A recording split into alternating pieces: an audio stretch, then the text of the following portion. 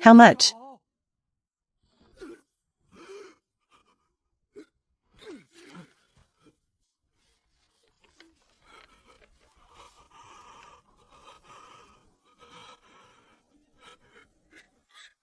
Really, 3 to 5,000 pounds.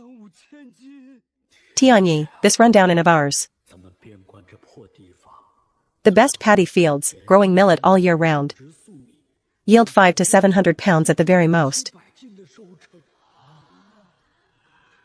When we planted the seeds we bought, Madame Su did mention this new crop had an extremely high yield. But back then none of us had any real sense of it. Yet now, every recorded weight of fresh vines. The planting density, all laid out clearly, calculated on paper right before us. It truly leaves me no choice but to be stunned. If these numbers reach the county or the army camp, and they all turn out to be true, then not just their village, but the common folk all along the frontier, will bid farewell to hunger this harsh winter.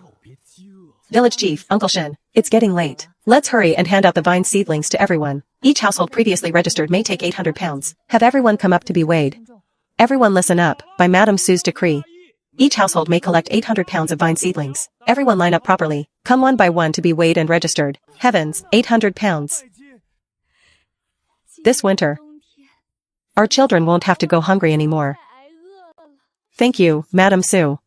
Thank you, elder sister of the Xiao family. Thank you, Madame Su, for caring about your fellow villagers, for blessing our whole village. Madame Su, my family wants some too. Can we still collect it now? Madame Su, my husband just cleared an acre of empty land. And we were fretting over having nothing to plant. Please, my family too. My family wants a share as well. Ha ha ha, ah. Uncle, come along. Anyone willing to plant it? Go register over at Uncle Shin's. As long as you register, you'll get a share.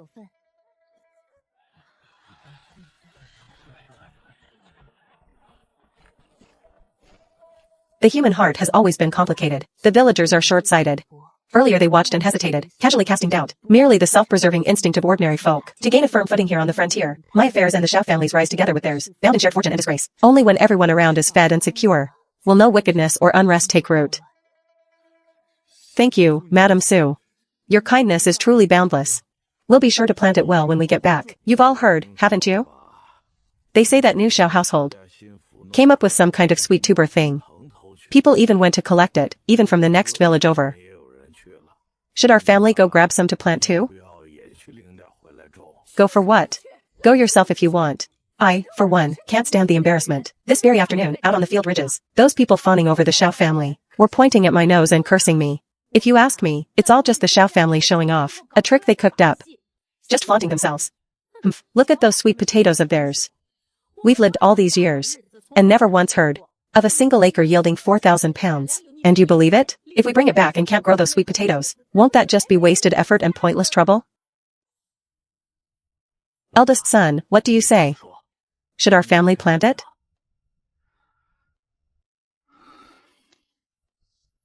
The farm work in the fields is still up to you two elders. Plant it if you want to. Don't if you don't.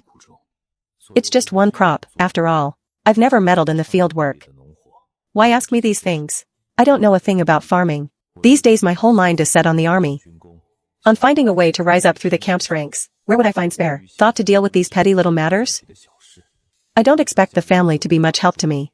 But at least don't drag me down at a time like this. Su Lan, what do you say? You know Su He best. Is that sweet potato he's promoting actually reliable? Ask me? Me? Since childhood I was the personal maid of the young mistress of the minister's household, serving my master day after day. How would I understand the ways of tilling the fields? That mid-autumn day, the words he said, have been tangled up in my heart like a knot.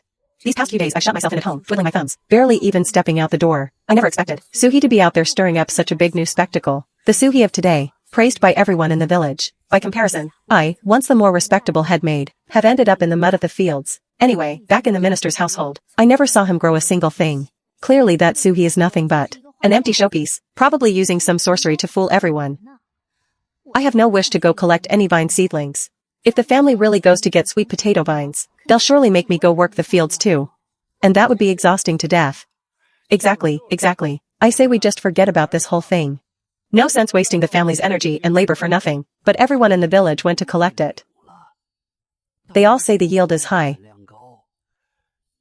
On the off chance it's true, well, count me out anyway. Whoever's willing to grow it. Go collect it yourself. Do as you please. Since none of you is willing to grow it, I can't be bothered to trouble myself over it either. Decide these trifles yourselves. I'm tired. I'll go rest in my room first.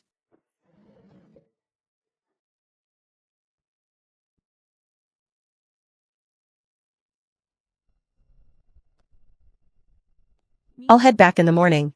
Isn't this just adding trouble for you? What trouble? The roads are dark at night. No one's allowed to leave. Fine, then I'll do as you say. Stay the night, that's the right choice. Grandfather, I'll give up my room. Grandfather and cousin Monsong can stay in my room. How can that be, taking Jun's room?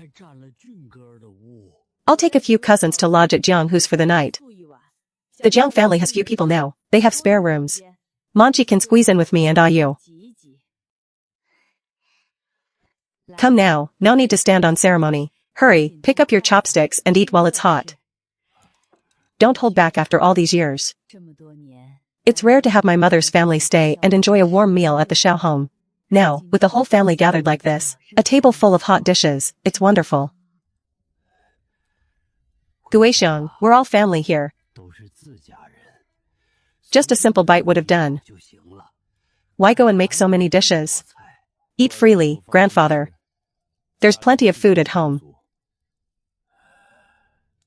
Good, good, good. Then this old man won't stand on ceremony. Delicious. So fragrant, these sweet potato stems are crisp and tasty. Try this one, sour and spicy, it whets the appetite, haha.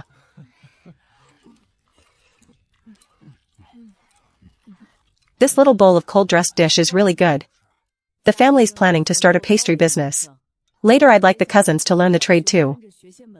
If they can learn to run a pastry business, then life will truly become different. Ayu, if I learn from you, does making pastries really earn a lot? Of course.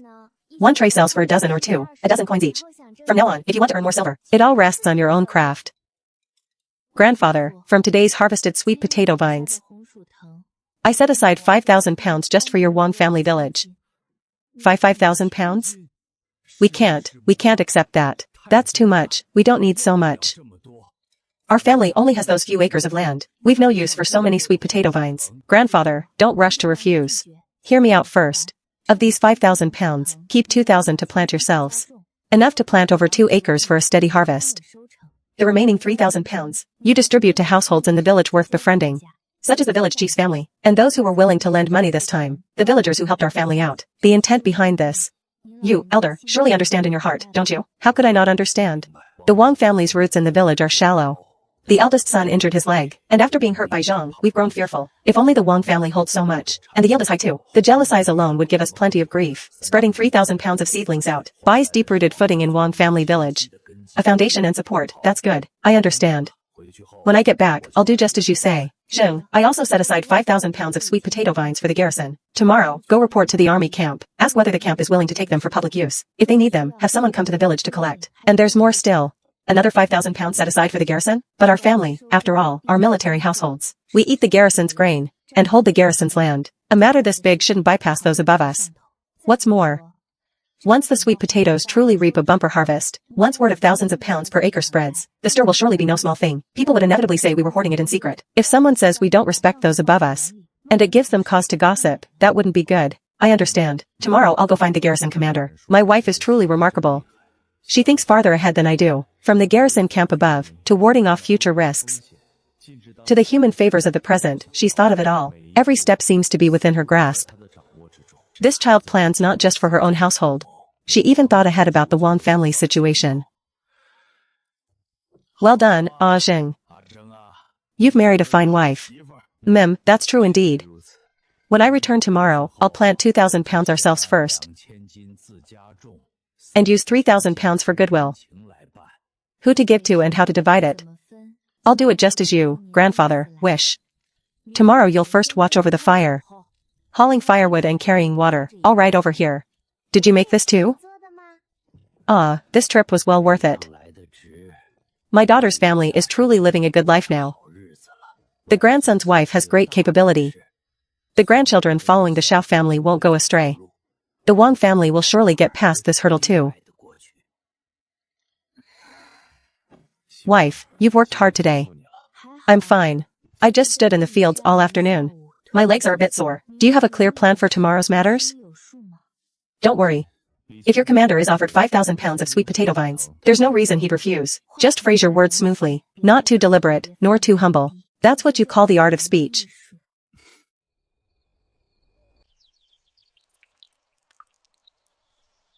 Ma Liang, Ma Yun. You two brothers, work honestly under Ah Jun. In all things, listen well to your aunt, and Ah Zheng's wife's arrangements. Be diligent in your work. And quick-witted too. You're here to learn a craft and do proper business. Not to enjoy yourselves and play around. Understood, grandfather. We'll be sure to work hard. Manchi, you too. Listen well to your aunt and sister-in-law. You've always been careful and sensible. Keep an eye on your two brothers as you usually do. Don't let them cause trouble. Rest assured, grandfather. After all, this is our first time living away from home. Good. If anything comes up, send word to the village through someone. 5,000 pounds of sweet potato vines. Can't be done with Erzwang alone. Erzwang's been running too hard lately. Even the sturdiest can't stand being worked like this. The household chores keep growing. One meal truly can't keep up with the turnaround. Dazhuang's been idle lately. It's just about time to put him to use. These 4 carts, plus a new cart harness. From now on let Dazhuang haul the goods, so the family can breathe easier.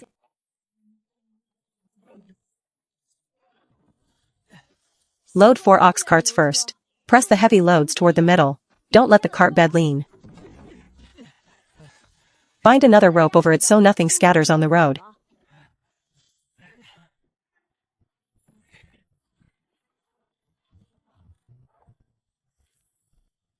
This is no longer just hauling vine seedlings. It's clearly carting away a whole load of grain. 5,000 pounds of sweet potato vines. How many pounds of grain will this grow? What was handed out in the village yesterday, and to the neighboring camp village, came to only a bit over 20,000 pounds in total. These 5,000 pounds are no small figure. But these sweet potato vines belong to Madame Su, and what she gave as a gift to her Xiao family kin. No one has any right to say a word. I can only watch helplessly as this batch of grain gets hauled away. All right, we can set off now.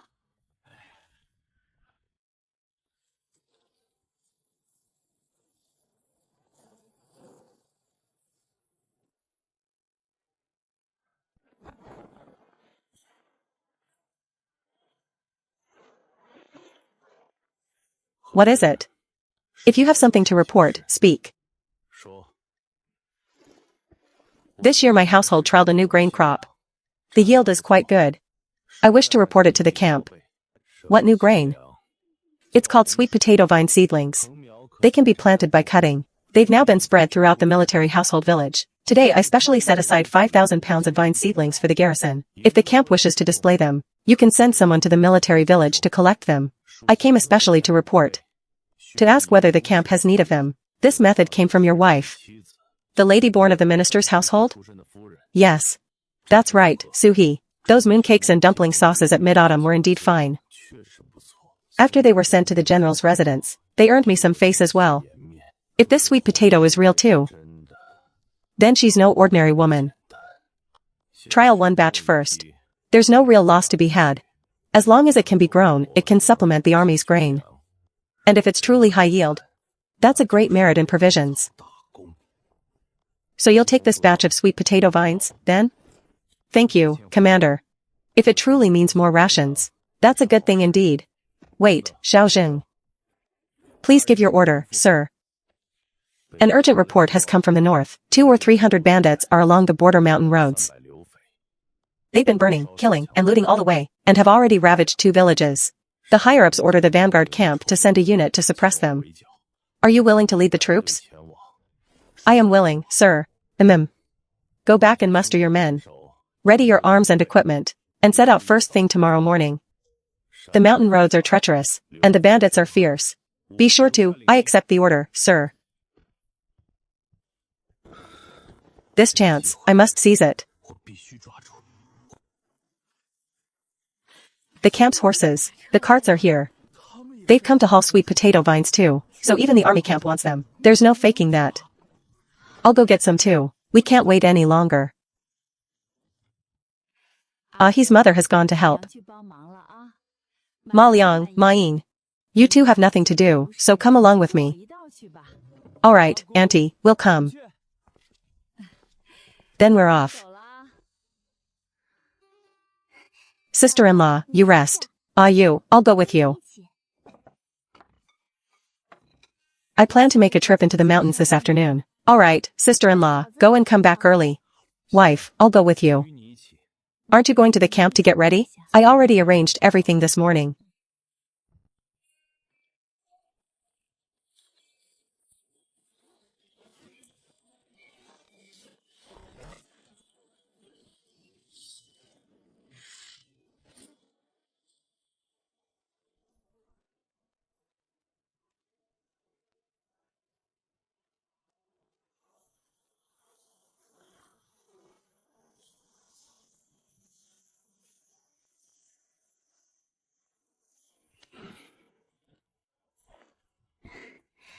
Relax, don't be so tense. Those wild beasts can't hurt me. In the past, I truly wouldn't have dared to relax like this. But now I can control animals and communicate with beasts that have spirit essence. I'm no longer a powerless plant-type ability user. He does it out of instinct. This man, really.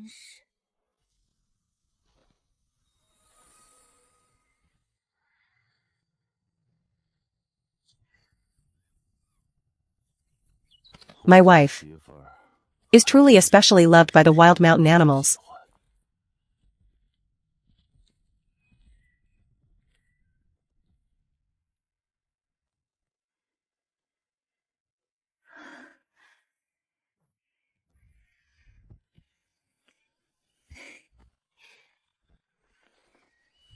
Alright, I'm coming, aren't I?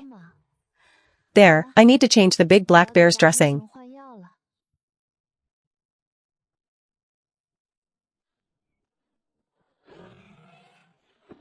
This healing speed must be related to the Mushi essence I channeled in last time. Mushi life force can not only ease pain, it can also speed up bodily healing.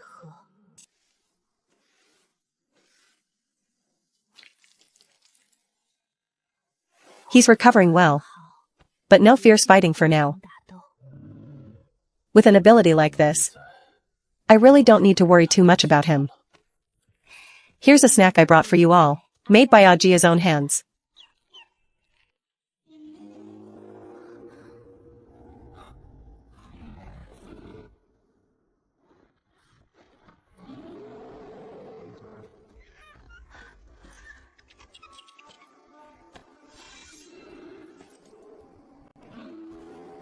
The big black bear got hurt fighting a tiger.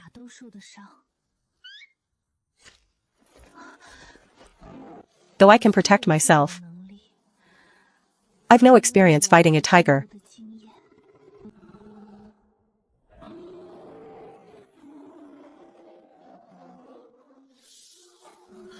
Big Black.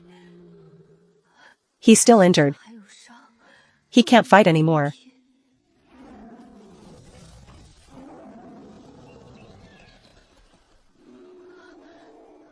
No, I can't rest easy. I'll go help. You stay here with Hong Ying. How can I let him take the risk? I can't just keep waiting here.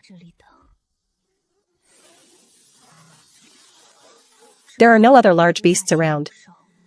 Only that one tiger from the fight. Hong Ying, let's go.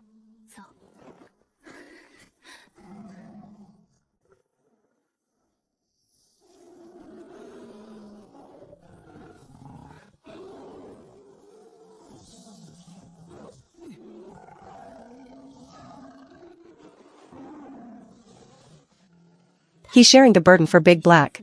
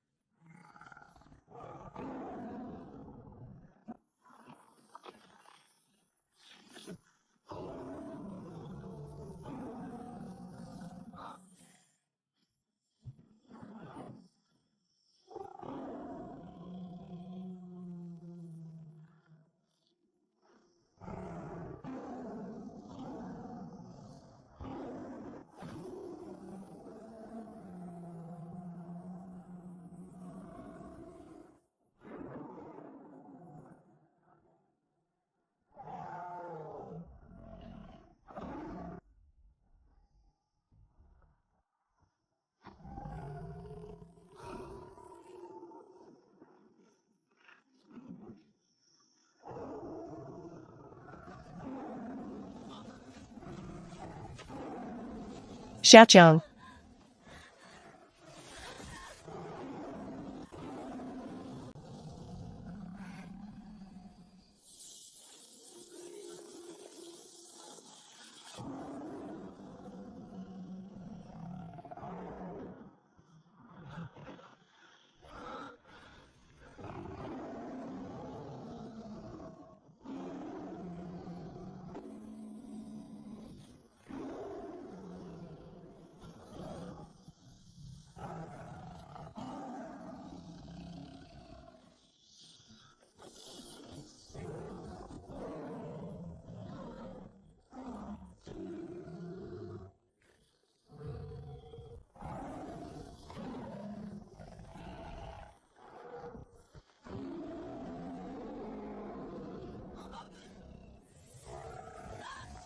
Stop. Big Black.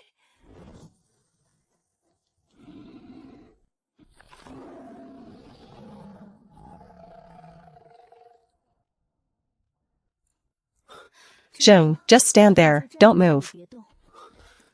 Don't worry, trust me.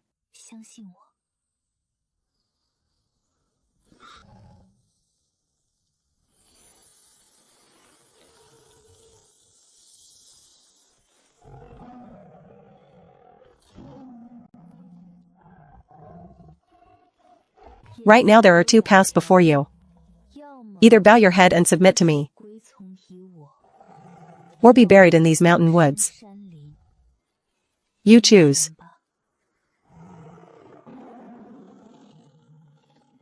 Hmm.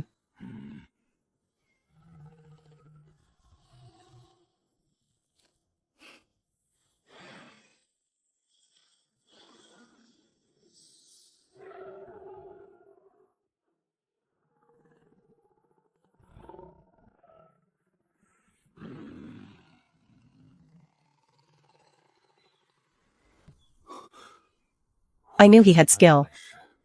He can control animals. And deal with Big Black and Hong Ying too. But I truly never imagined he could make the king of beasts submit.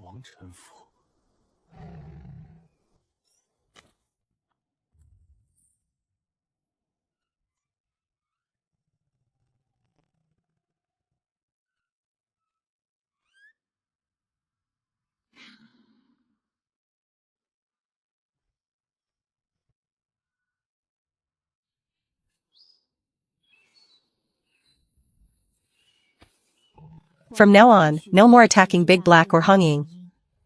And no going near the village at the mountain foot. If you offend again, I won't show mercy. Brother Zheng, now we can truly walk the deep mountains without fear. He's probably already guessed most of it. If he asks, I'll give him a reason. If he doesn't, then we'll leave the matter as it is. Not pressing him is the best protection for him. Then I'll be riding on your good fortune. Of course, of course.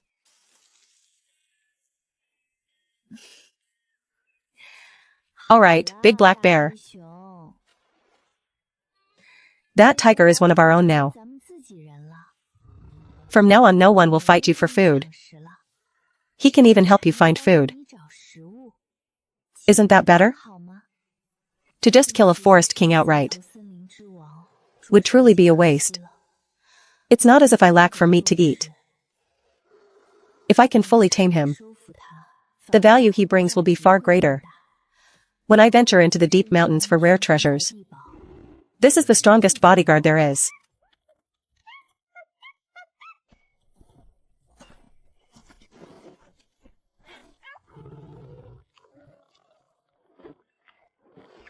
Brother Zheng, we should head back. Yes, it's time to go back. You mean to carry me down the mountain? Being carried down by a tiger would naturally save a lot of effort. But if I ride the tiger back, what about my husband? Even bumping into a tree, he can't bear the weight of us both. Never mind, we husband and wife will walk down.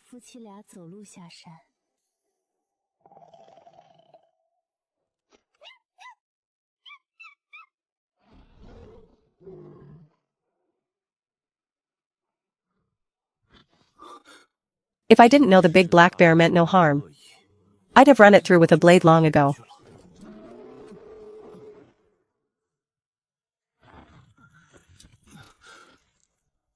To think I, Xiaojing, would one day rest on a big black bear. Hongying, the big black bear is still injured. Is it all right for it to carry a person down the mountain?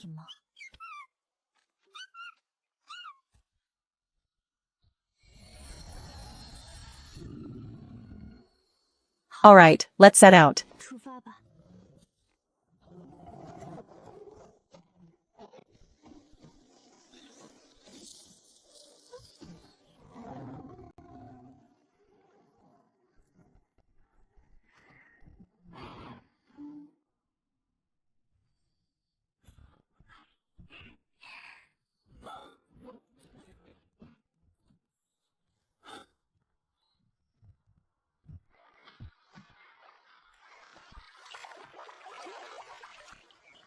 Since it delivered itself to us to eat, I can only gladly accept. Beyond this point, we can't let them follow. You stay in the deep mountains and recover first. No coming down the mountain, and no harming innocent villagers.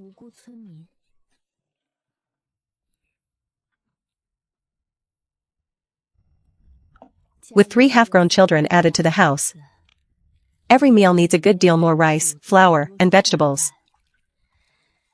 Thank goodness I married a capable wife. Otherwise this household's savings truly couldn't stand so many mouths eating their fill. Ajing sets out to suppress the bandits first thing tomorrow. At noon the couple said nothing of it. Afraid I'd worry too early. Manji, lay the steamer cloth down and steam the ewer dumplings over a steady fire. They won't spoil even when cold and hard. Paired with suhi sauce paste and pickled mushrooms, they always go down well with rice.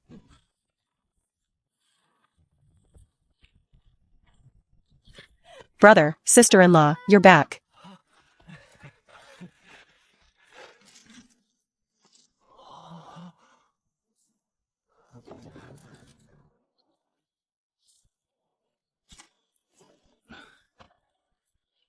Take this and clean it up. Tonight we'll have an extra dish. Right away, I'll go clean it now. They're already dead, don't just leave them. Clean them all up together. And there's the fish in the basket too. I'll handle that. You go back inside and rest first.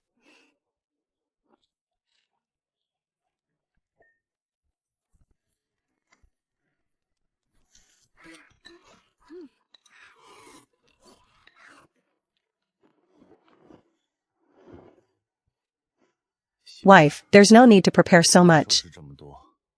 This time I'll be gone 3 to 5 days if it's quick. 10 days to half a month at the slowest, then I'll be back. How about letting Hongying go with you?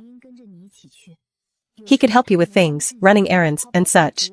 What's the matter? Why are you 2 lovebirds calling on me? It's nothing, go back to sleep. Humph, really, ruining a good dream. No need. This time the ones we're suppressing are just some bandits. Not as perilous as a real battlefield. I won't have the attention to spare for him then. Better to let him stay by your side. Alright, then let's leave it this time. It's my care that muddled my thinking. I do trust in Xiaojing's true strength. It's about time. I should set out now. Wife, take good care of yourself at home. If anything hard comes up, go to mother. Focus on suppressing the bandits. Don't worry about home. I'll wait for you to return in victory.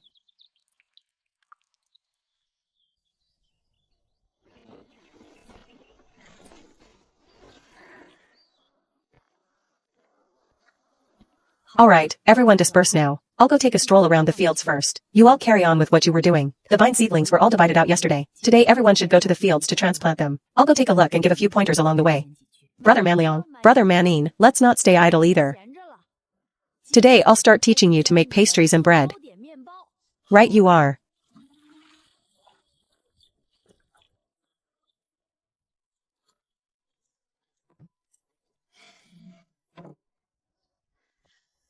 Sister-in-law, about our Ronghua handicraft workshop. I mulled it over for a long while last night. For the first batch of workers, I plan to hire 5 or 6. When hiring, could we give priority to the village's young, unmarried girls? Go on. Young girls have keen eyes. And quick, sharp minds too. toward these novel little goods. They've more curiosity and drive to explore. Just as I'd expect from one I trained. You've begun to think independently, and to guard against risks. It's good that you think this way. Running a business is something you feel out and figure out step by step. Don't be afraid to try. But on hiring, we still need to set a rule. Under equal conditions, we must give priority in assessment and hiring to the families having the hardest time in the village. There's great meaning in that. Understood, sister-in-law, I've noted it all down. I already have a few in mind, of good character, and from struggling families. I'll call on them in person first to sound them out, and see if they're willing to come learn the craft and earn wages. Is the scorching weather about to end?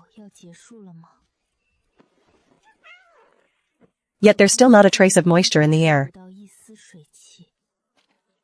With such unnatural weather, who knows if by deep winter, the snow and rain will arrive on time. Once the cold winter sets in, the fields likely won't grow any crops. To make me eat dried and pickled vegetables every single meal, that I truly can't stand. Behind closed doors, quietly forcing some leafy greens to grow isn't hard. But eating in secret day after day, hiding it away, is never a pleasure. A greenhouse for fruits and vegetables must be set up.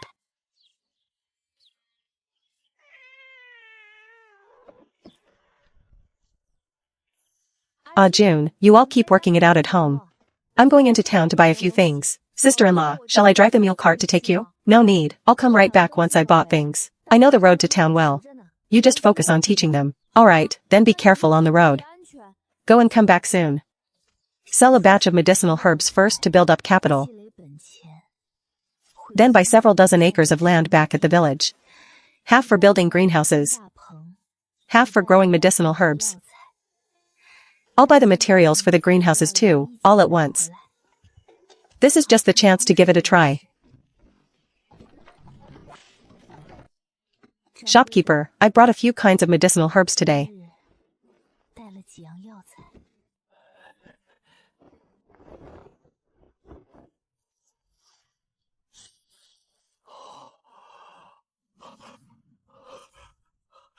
In this frontier land, good herbs are hard to find. Others might not turn up a single stalk all year round. Yet Madame Sue always manages to come across them. Such fine goods, truly, you're a marvel. Shopkeeper, you flatter me. Mostly it's just good luck. When a person's luck turns a few steps deeper into the mountain woods, and good things come running right into you. Shopkeeper, I wonder if our apothecary here has medicinal herb seeds for sale in bulk. Herb seeds we certainly have. Our family has always been in the trade of hauling herbs. Our seed stock is the most complete. I want Angelica, Euplurum, Astragalus, Angelica diturica, and Atractylodes, enough of these 5 seeds for about a dozen acres. Now, growing a patch of herbs of my own, and following the frontier camp's drills and campaigns, is also a measure of security laid up for Shaoxing and the frontier soldiers. Very well, no problem. Please have a seat for a moment. I'll go to the storeroom and weigh out these seeds.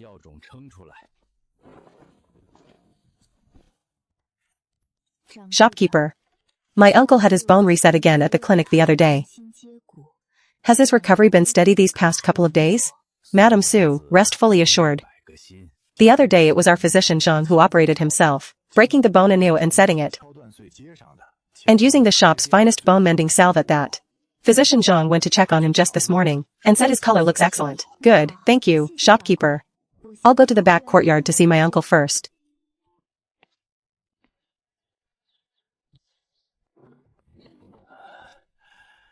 Uncle, cousin.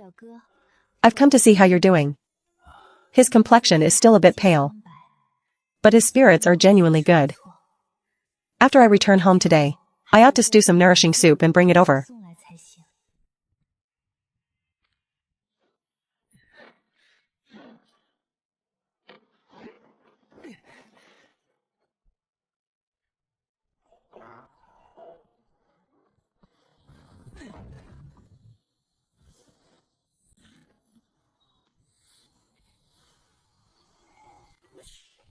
Bamboo and timber can be gathered right in the village. In town I mainly need to buy hemp rope, oil paper, and backing cloth. So long as the whole family can eat, in the depths of winter, a piping hot, lush and green plate of fresh vegetables. This money is well spent.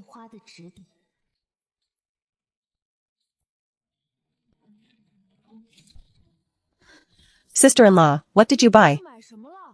How come there's so much? Some oil-treated cloth, medicinal herb seeds, and along the way I picked up some household flour and seasonings. Sister-in-law, let us carry these. Go on inside and rest first. Leave the rough, heavy work to us two brothers. Alright, then I'll trouble you both.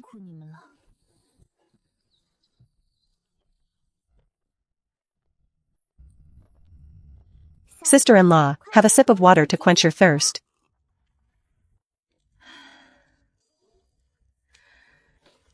The first batch of workers for your handicraft workshop.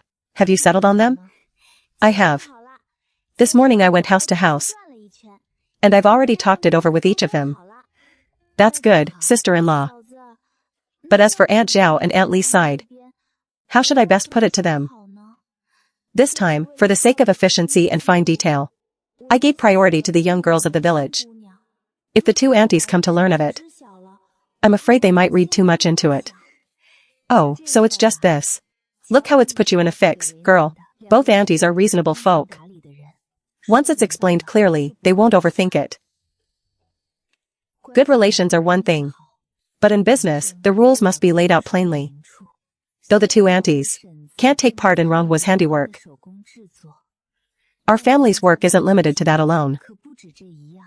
They can absolutely bring their families along and become our resale agents.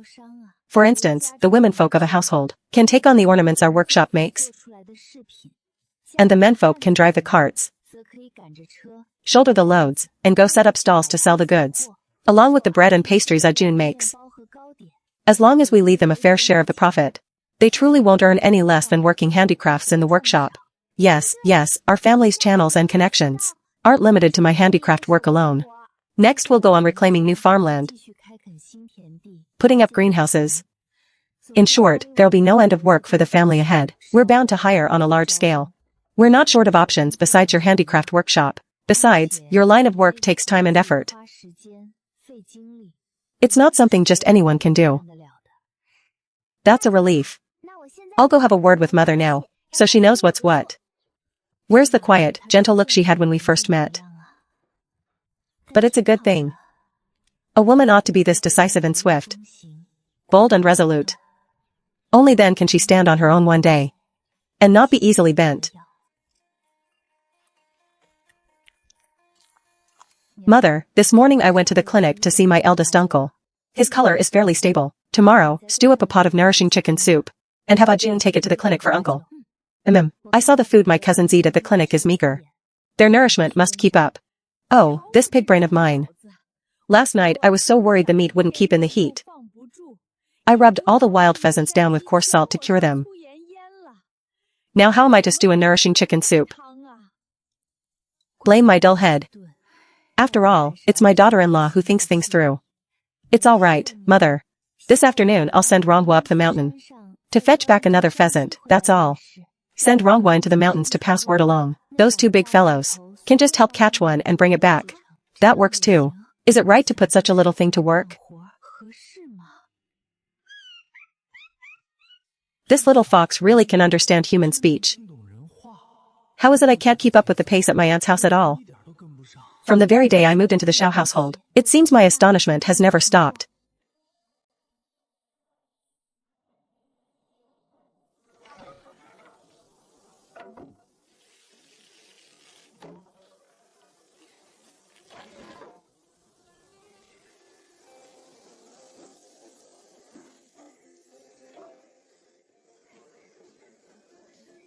Keeping the work area separate from the family's living space means visitors down the road won't intrude on our privacy.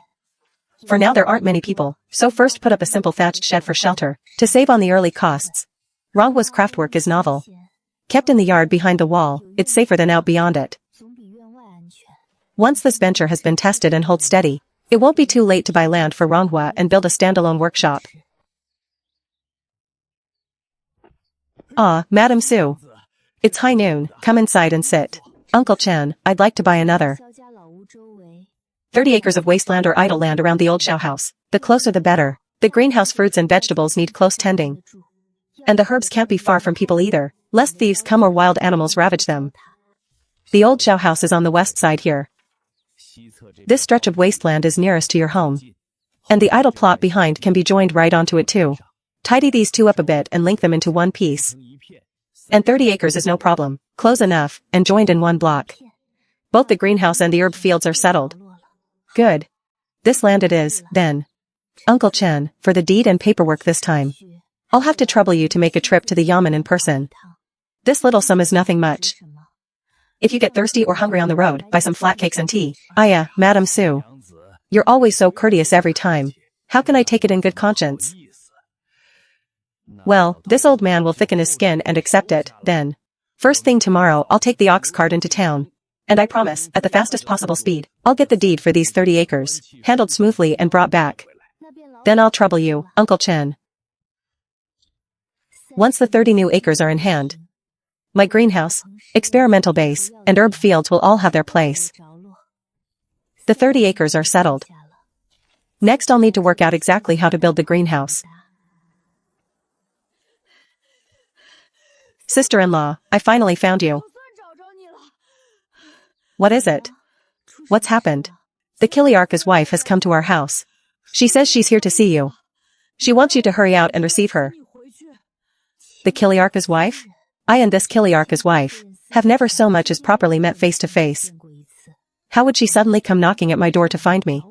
Yes, it's the wife of the household above Big Brother's post. Just now a few of us were putting up the thatched shed in the yard, when a grand carriage suddenly stopped at the gate. We thought some noble had taken a wrong turn. Then a well-dressed head maidservant stepped down first, and helped a noble lady down from the carriage. Who'd have thought that lady walked straight into our yard? Mother was so flustered she rushed out to greet her. We don't even have a proper set of white porcelain tea things at home. Mother caught my eye, so I hurried out to find you. I understand. Let's walk a little faster.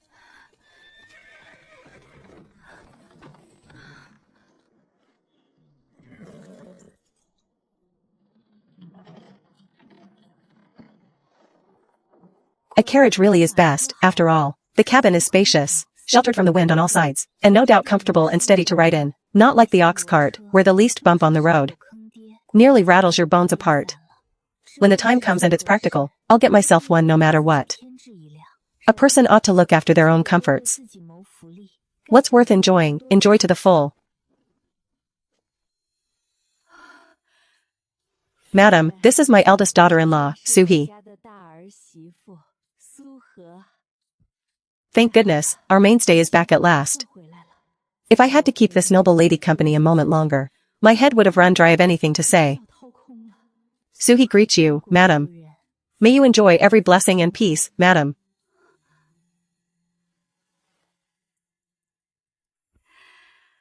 What a striking, pleasing, sharp-witted one she is.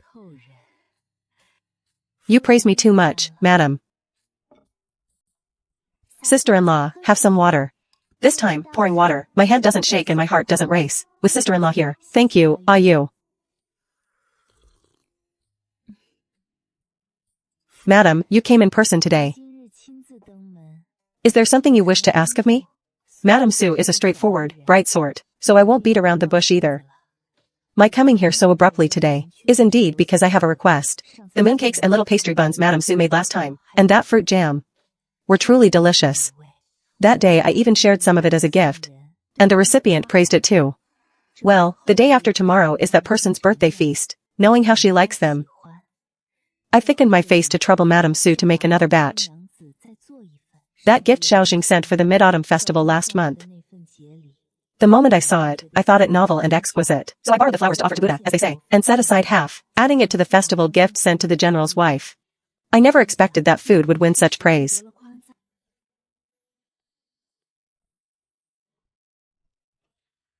I know my visit today is somewhat abrupt, but with the birthday feast so near, I truly needed in something of a hurry, which is why I came in person. I hope Madam Su won't hold it against me. Madam, please don't say such things. You're far too courteous.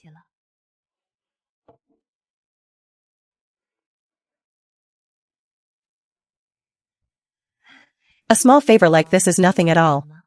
It's just a bit of food, after all. If you like them, madam, you need only send a maid or servant to say the word. There was no need for you to make this trip yourself. Madam Li didn't say outright who it's for, but the weight of it is clearly no small matter. For her to come knocking so solemnly, it's likely a favor owed to someone even higher up. Asking too much would only spoil things. It's only fitting. After all, I'm troubling your whole family with the specifics. Madam, for the bread and mooncakes this time, should we make them in exactly the same style as last time? Or come up with some fresh new designs? Madame Su can even make other new designs? She wants to shine, so this favor must be done beautifully. I can. I'll give it more thought. But I guarantee it won't be inferior to last time. Then I'll leave the matter to your judgment. So long as it's delivered to my residence, before dusk the day after tomorrow, that'll do. Understood. I'll certainly not delay your affair, madam. Guixiang, oh heavens above. What great and honored guest has come to your house? So your old Xiao family has a wealthy relative after all? Don't go prattling nonsense. Today this lady only came to place an order for pastries and bread.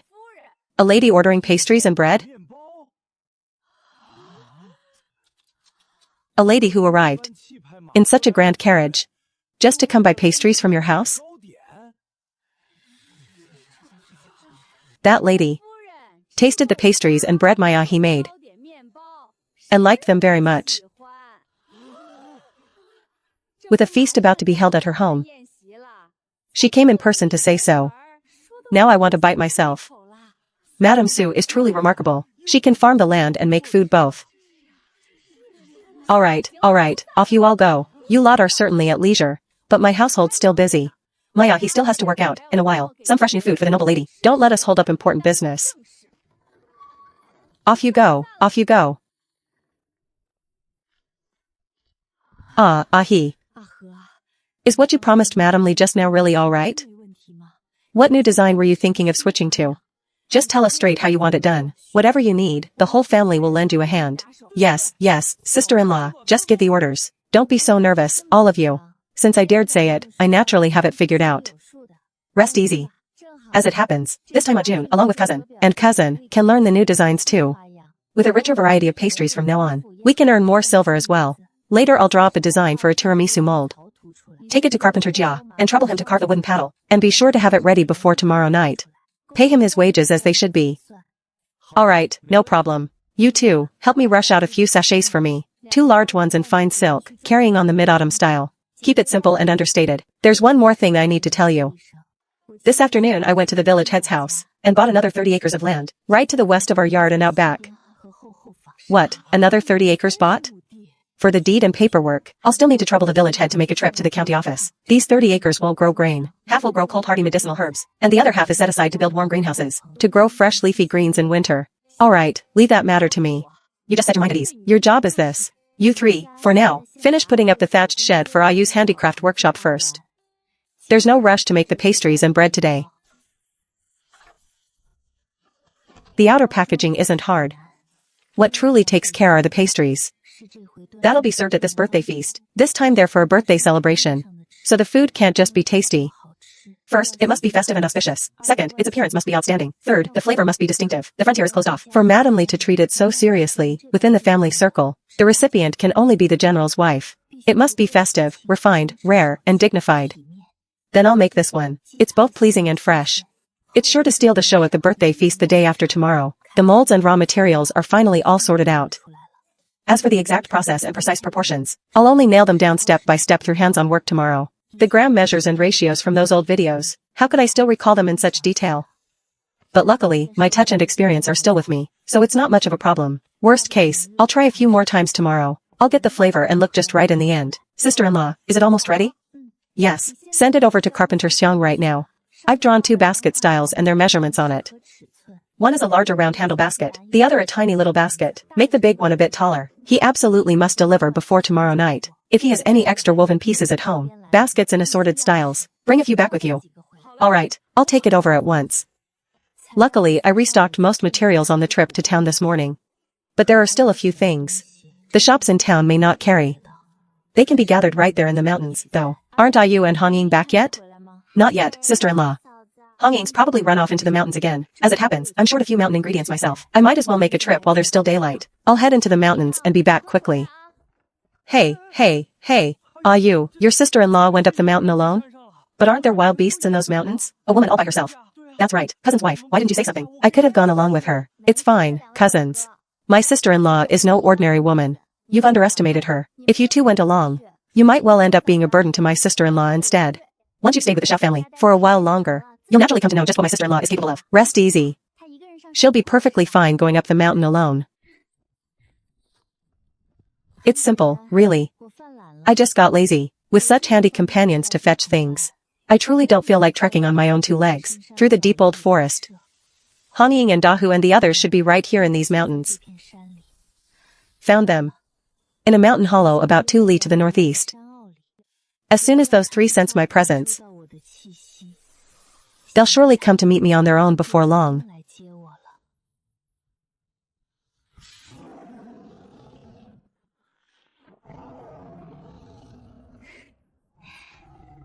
Good afternoon, Dahu. Can you take me to the deepest part of the mountains? I'm looking for something. The ingredients and raw materials I want can only be found in the deepest reaches, nourished by the underground river.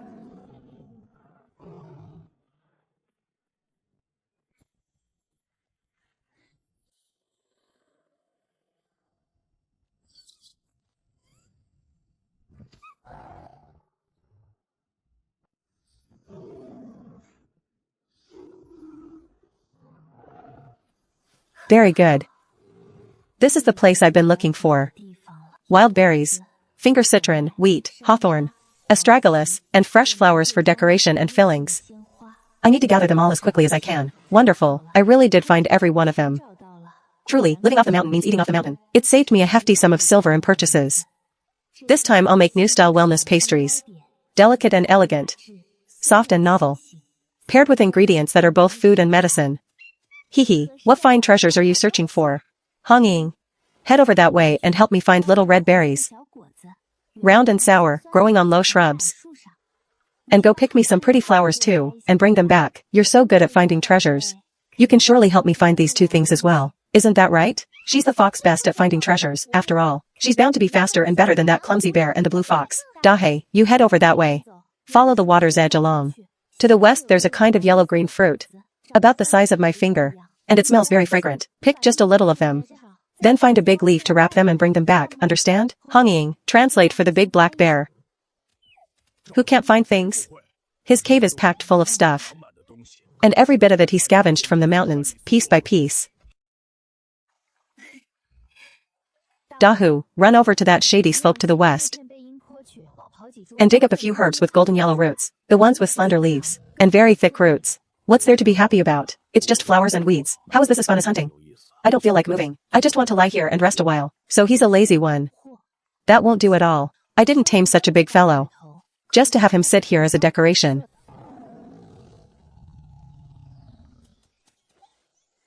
Fine.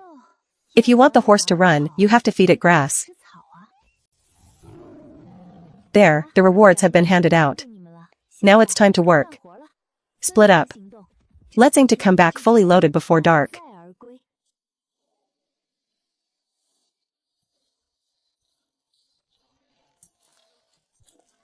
This trip into the mountains today was truly worthwhile.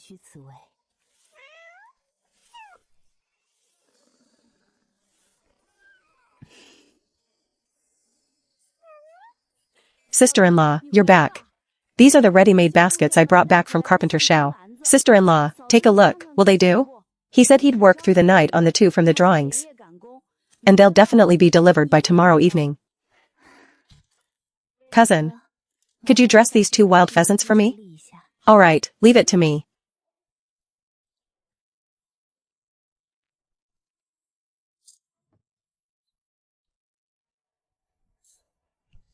These are fine. Carpenter Zhao's craftsmanship is beyond reproach. That's good then. Cousin's wife, is there anything else that needs handling? I can help. Then I'll trouble you to give these flowers, herbs, and fruits in the back a quick cleaning. Shake off the dirt, pick off the withered leaves and rotten stems, then separate them by kind and lay them out to dry on the shelf. I'll need them tomorrow. All right, rest easy. I'll clean them spotless for sure.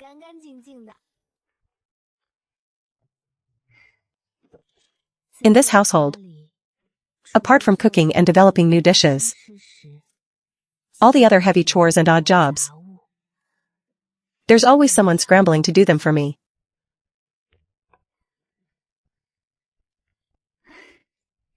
Mother, I brought back 2 chickens. Tomorrow have Aji. Send one to the clinic to help Uncle recover his strength. The other will roast tonight. So we can eat something fresh and hot. We can't keep eating cured meats all the time. When there's fresh food, we should eat it fresh whenever we can. Alright, you decide.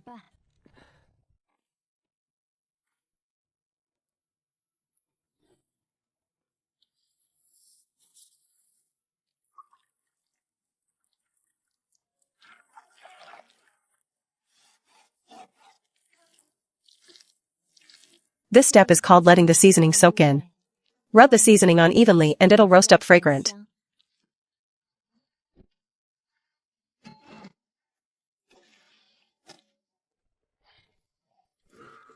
Sealing it in the clay oven lets the heat wrap around the whole chicken, so it cooks evenly. Partway through, open the oven and turn it 2 or 3 times, so every side roasts evenly. Each time you turn it, brush on a thin layer of honey glaze, so the skin turns crisp and glossy, and finally roasts to a caramel color.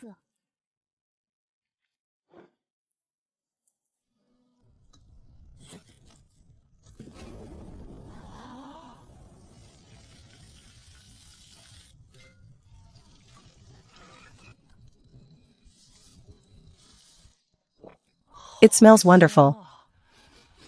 This smells too good.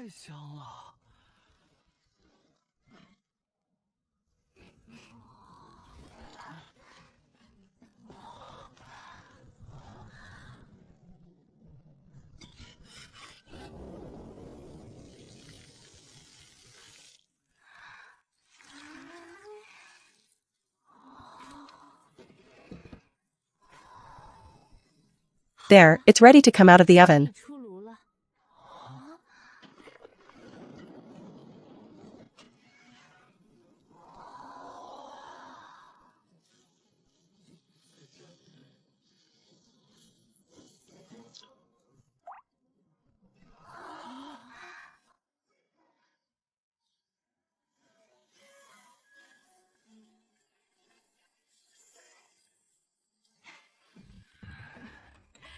Let's eat, let's eat. Come on, everyone, dig in.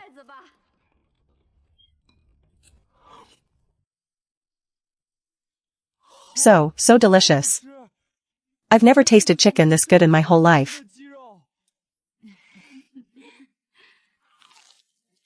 Mm.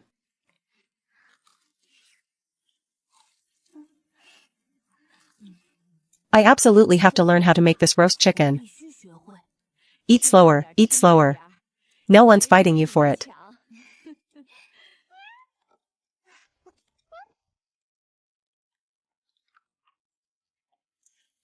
This great immortal's labor today was well worth it.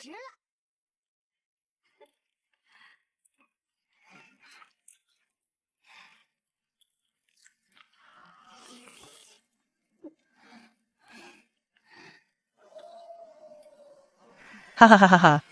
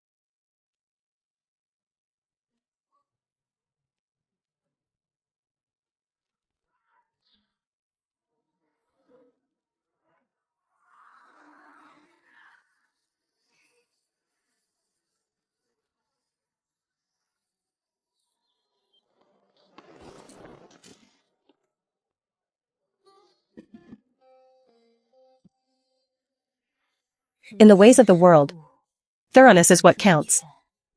This gift will be passed on through Madam Li. So we mustn't overlook her kind intentions. Giving a gift is never just about the object. It's about giving heart. And giving face.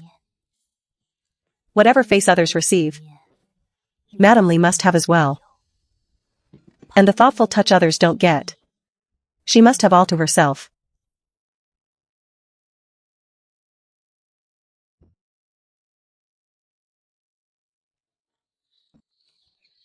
Let's go, we're off.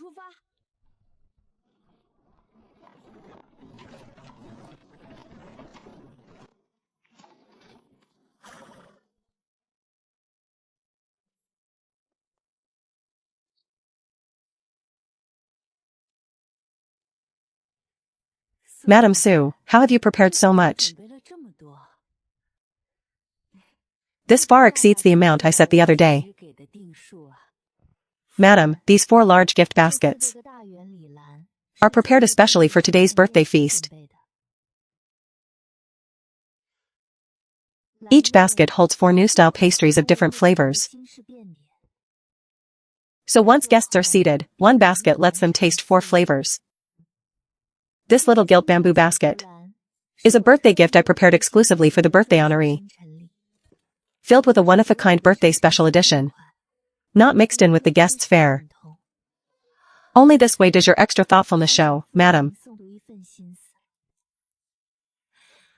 What an exquisite, sharp-witted Madam Su you are. These 2 large ones and 1 small are prepared especially for your residence, madam. The style is identical to the birthday feast set. Just for you and your family to enjoy. The pastries are exquisite, and her handling of affairs is even more thorough. For Xiaoxing to marry a wife this clever and perceptive is a blessing. This is for your hard work. Don't refuse it. I still have a feast to hurry off to today. If you ever run short from now on, just come to the Qianhu residence and find me. Then I'll respectfully accept your reward, madam. The connection with Madam Li is now firmly cemented by this batch of pastries. Once they make their debut in the noblewomen's circle after the birthday feast, selling them from then on, we'll have a solid foundation. Sister-in-law, this time we've pulled it off completely, haven't we? Half of it's done. The rest depends on how Madam Li's feast fares, but we've done everything we possibly could. Now we can free our hands to work on those 30 acres of new land. Ha ha ha ha ha.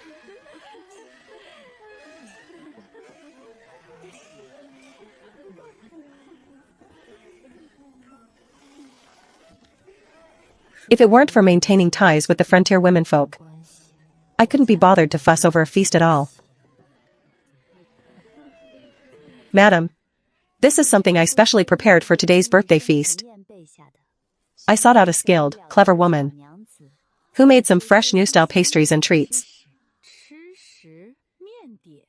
Would you care to grace them with a look, madam? Bring it up and open it so I can see.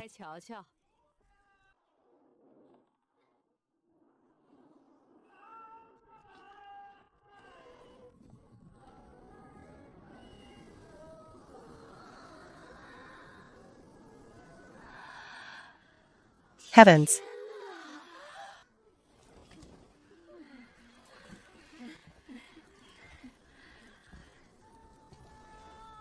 What thoughtfulness, truly wonderful thoughtfulness. So beautiful, and so fragrant too. I want to pick up a piece and taste it right now.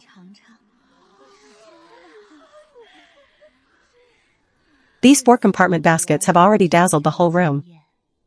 But the real trump card is still to come. Those 4 gift baskets are my humble offering, borrowing flowers to present as gifts, for all the ladies and young misses to share. And this small basket is what I prepared, specially as a birthday gift for you, madam. Could this also be a pastry? Yes, madam. This is rose flaky pastry. What woman under heaven doesn't love fresh flowers? So with these ever-blooming purple roses, I wish you beauty that lasts, madam, as radiant year after year as it is today. What a fine wish, beauty everlasting. What fine rose flaky pastry. So very lovely. Today you've truly touched my heart. Reward her handsomely. Madame Sue's thoughtfulness and craftsmanship have truly brought great honor to the Li family. From now on, the Li family must take good care of this Madame Sue.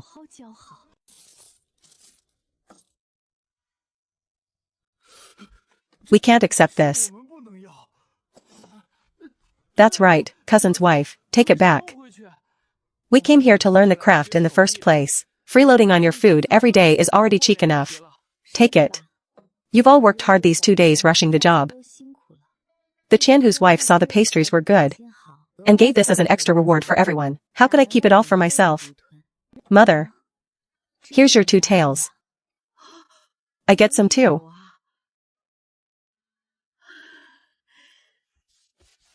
Mother didn't really help with anything this time. It was mainly you few who did the work. Ma, let's not split this silver with me this time. Mother, you were so important. These 2 days you handled all the logistics for us. Running errands, keeping things clean, and made sure we got every meal. Doesn't that count as your contribution? Can it really be understood that way? We can't just because you didn't make the pastries with your own hands deny all of your contribution. So all these little things I do every day were serious contributions after all. Thank you, sister-in-law. Then thank you, Ahi. Mother will shamelessly accept it first. Sister-in-law. 3 tails is too much. The 3 of us will just take 1 tail. Don't dawdle and dither. Where there's effort, there's reward. A full grain store and full purse. He gave it to you, so take it. Just help out more from now on. And keep her kindness in mind, that's all. Mother, this plot behind the yard is close to our backyard mill. And it's set against the foot of the mountain. It's the most suitable for setting up the greenhouse vegetable area first. The other half of the new land over there has better soil. A bit farther from home. But that's just right for another use. Mother, that half of the new land I plan to use entirely for growing medicinal herbs. I've already prepared all the seeds, but the follow-up hiring, opening up the fields, the tilling and sowing, all these tedious tasks, I may have to trouble you to take on a lot of the worry. This medicinal field from here on is entirely yours to manage. My focus next will be on building the greenhouse. No one has done this kind of work before. I'm afraid I can't spare enough energy to keep watch over it constantly. Mother, you know the field work best. I trust you can hold down the fort. You can ask the village head and the study hall to help organize the workers. We'll settle the wages for the land clearing hires by the day. We'll never shortchange anyone, rest assured. Oh my, leave this matter to me. Mother guarantees to get it done nice and proper for you. Then I'll have to trouble you for this while. The medicinal field is the foundation for future earnings, and for making high-quality medicinal salves. It can't be taken lightly. Once the herb seeds are handed out, I'll first use my wood element power to secretly nourish them once. Later I'll quietly replenish a wave of energy under cover of night. Once the soil comes alive, the medicinal herbs will naturally grow well. Winter vegetable growing comes down to light, ceiling, and warmth. Glass is too expensive, too fragile, and too eye-catching. I can't stick my neck out like that right now. Only children make choices.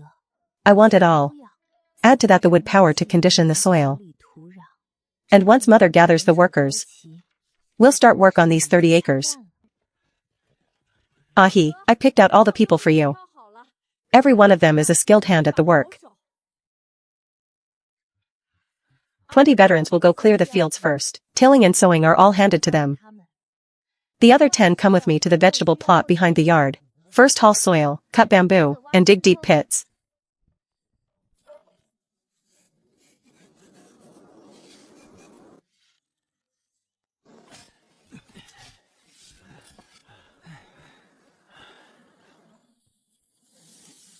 Steady this a bit more here. The curve can't be too sharp.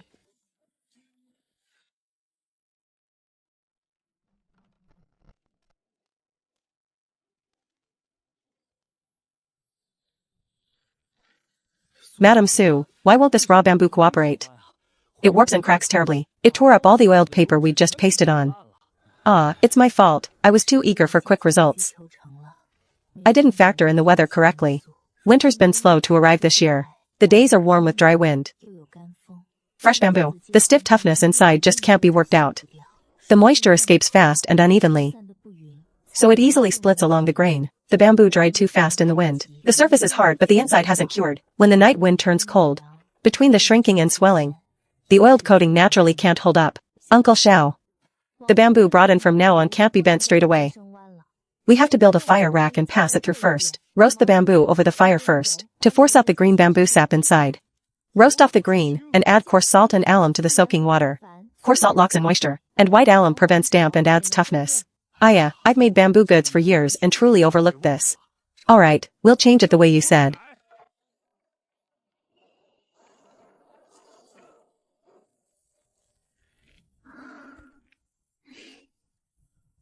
This time it really holds up.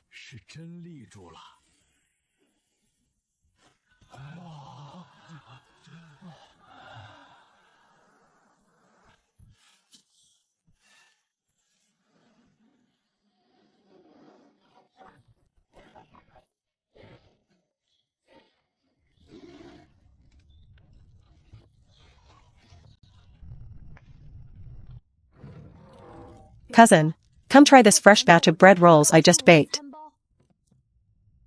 June, the timing on this is perfect. You brought out all the fragrance sister-in-law taught you. Cousin's wife, come have a taste. The crust is crisp. And the inside is fluffy. June, your control of the heat is even more precise than mine now. Sister-in-law, since my craft is up to standard now, I plan to set up a stall in town tomorrow morning to test the waters. I'll take brother Ma Liang and brother Ma Yun with me. Good things have to see the light of day. The other styles I'll learn and sell at the same time. Neither one gets delayed. Good, that's ambition. If it sells well, then the manager of this shop and stall will be none other than you.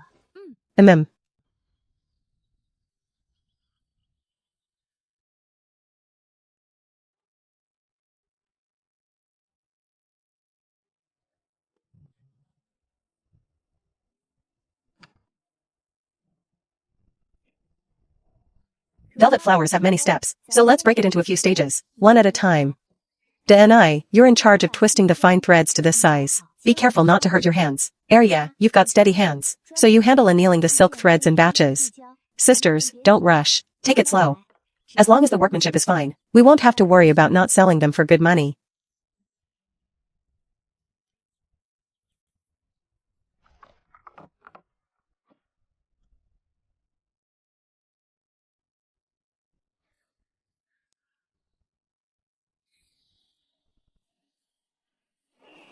When the eldest comes back and sees the changes at home, his eyes are likely to pop right out of his head. Isn't that so? I wonder how Big Brother's doing over there. Yeah, it's been 10 days. My husband should be due home soon too, right?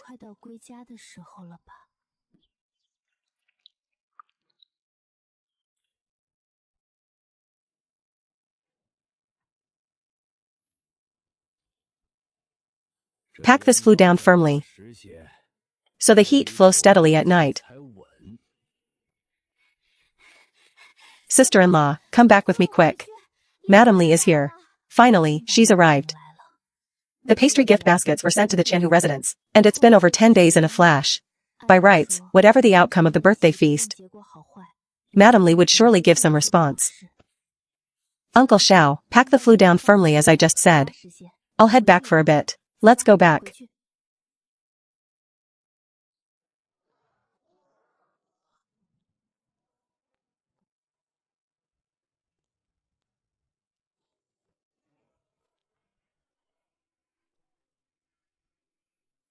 Greetings, madam. Oh, do sit down, Madam Su. You're truly my lucky star. The pastry gift baskets and those 2 rose flaky pastries that day let me really shine at the feast. Even the host of the feast loved them dearly. She held my hand and praised them over and over. This is all thanks to you. It's your deep good fortune, madam. I merely did my small part. As long as you all like it, I'm relieved. After the feast that day, I'd originally planned to come find you the next day. But unexpectedly, the second day, urgent news came from my family in the county town, so I rushed back in a hurry. I ended up staying for quite a few days. I only just got back to town late last night. This morning, without even a sip of tea, I came straight to you. Madam Su, I truly have high hopes for your craft. May I ask how you intend for us to cooperate, madam? The trouble I took over those pastry baskets last time was for this very purpose. The upfront investment is too high, and it still needs to be honed step by step. All losses and expenses will be borne by me. You need only provide the exclusive techniques and recipes, and supply new products on schedule. Then we split the accounts 50-50. What do you think? 50-50 means not only an even split of profits. The Chan whose wife also covers all the upfront costs and the premises. I urgently need initial capital right now, and can't spare much energy for storefront trivia. This truly is a good opportunity. Most important of all, what I value is this connection with the Chan whose wife. I must bind my interests to these backers. Madam, your terms are so generous. I have no objection whatsoever. But as for how the shop should be run and how to sell, I do have some rough ideas. I'd like to discuss with you, madam. Oh, go on, tell me. After all, this is a key frontier town. Not like those prosperous inner cities. The wealthy merchants gathered here, and the high officials and nobles all amount to only so many people. If we copy the inner city method of limited supply at sky-high prices, it may not suit here. High-end clients are limited to begin with. Relying on just this one end, the business easily grows narrower and narrower. Serving only the wealthy neglects ordinary folk, while doing only cheap goods can't support decent quality and profit. So I think we should split the goods into high and low tiers. The wealthy who can spend big and the commoners eager to try something new. Both need to be catered to. That is, dual-track marketing. What are the two tracks, and how should they be divided? The first track is high-end pre-order customization. It targets the officials' wives and wealthy merchant households in town. For birthdays, festivals, and household feasts, they can place orders in advance. Things like the brocade Lucky Pouch pastries, flower cakes, and special longevity treats are suited to being made into respectable gift boxes. This kind of item can't be sold loose on the counter every day. Since it's custom-made, we can tailor by the customer's budget, status, and purpose. Small birthdays and small feasts can be made elegant and light, while grand birthdays and year-end gifts need to be grander. For the outer packaging we make fine boxes with shaped liners, cushion bases, and dainty pendants. The recipient can see the thoughtfulness at a glance. On the box lid we affix the shop's unique seal, so that from then on others can recognize it at a glance. The second track is the popular, small-margin mass-market path, aimed at the ordinary townsfolk and the peddlers who roam the streets. We make the kind of freshly baked soft rolls, filling and fragrant, baked in large ovens in set quantities each day, priced affordably, so ordinary families can afford them with a little stretch. For the first 5 days after opening, we won't play games. We'll just hand out sliced samples every day. Anyone passing by can have a free little taste. Once they've tasted it and find it good, they'll naturally pay to buy. Through word of mouth like this, the shop's reputation and popularity will spread quickly. Good. You clever girl, not only skilled at your craft, but shrewd at business too. If we do as you say, how could this shop fail to rake in a fortune? For this business, we still need to decide on a shop name. We'd best think it over carefully. It should have a homey warmth, and yet a touch of elegance too. Meixiangju Bakery or Xiangbei Bakery? What do you think? Then let's go with Meixiangju Bakery. Just hearing it brings the aroma of fresh baked wheat. Sing the song that fits the mountain you're on. When in Rome, do as the Romans. That's best, then it's settled. Once the shop is renovated, the big signboard above the door must be made respectable too. I'll personally ask someone to invite the county's famous old calligrapher and make a gilt signboard of fine Namu wood. We could add a couplet to go with the plaque to perfectly highlight our shop's character. First line, oven fire bakes the rolls, skilled hands craft the pastries. What fine writing. Once this couplet is hung, our shop's class is established. Madam, there's an important matter I'd like to explain to you in advance. Oh? What is it? Go ahead. There are still 130 acres of land at home to tend, and I've recently planned the medicinal fields and set up a warm greenhouse. None of these can do without hands right now, so I can't man the shop every day and oversee everything myself. The shop's ongoing daily affairs, I plan to assign someone else to take charge. Production and transport both need someone who can watch over them long-term. Daily management, bookkeeping, and business operations all need someone to handle them. That person is my brother-in-law, Xiao Jun. From now on he'll liaise with your household steward. Rest assured, madam, though Ajun is young, he's no reckless boy. He's responsible, quick-witted, willing to learn and to work. He can now handle pastry making entirely on his own. Today he even took people to town to sell soft rolls at a stall. So he's not just a helper at home anymore. But rest assured, madam, I'm not washing my hands of it entirely. I always intended to cultivate this pastry craft gradually, with Ajun taking over. I'll focus on developing techniques and improving new products. I'll strictly control the product quality in the shop too. Every month or two, I'll launch fresh novelties no one else can imitate. The road I want to take in the future isn't just selling pastries. The work on the land is the main show I truly want to seize. I must pull myself out of retail trivia and let them grow independent too. You girl are truly cut out to be a hands-off boss. But this arrangement is sound. He manages operations, you focus on the craft, and the shop will last in the long run. As long as that brother-in-law of yours keeps to his duty, I'll have people look out for him more. And never let anyone bully him in town. Then I thank you on Ah Jun's behalf for your protection. That old established storefront in the town center, I'll clear out for Maxiangju to use. Then we'll set it for the 18th of next month, an auspicious, smooth sailing day. Starting today, we'll begin hiring hands and start renovating the storefront. It's now late October, over 20 days until opening. Enough time to prepare. From now on, the Maxiangju sign rests on you. On your Xiao family's ability, rest assured, madam, we won't fail your trust. The world that belongs to Xiao Jun. I've already paved the way steadily for him.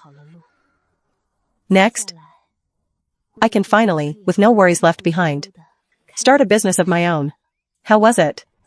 How did the stall sell today? All sold out, ahi, every last one. Not a single roll left. The wheat-scented soft rolls and the astragalus health buns, both sold clean out.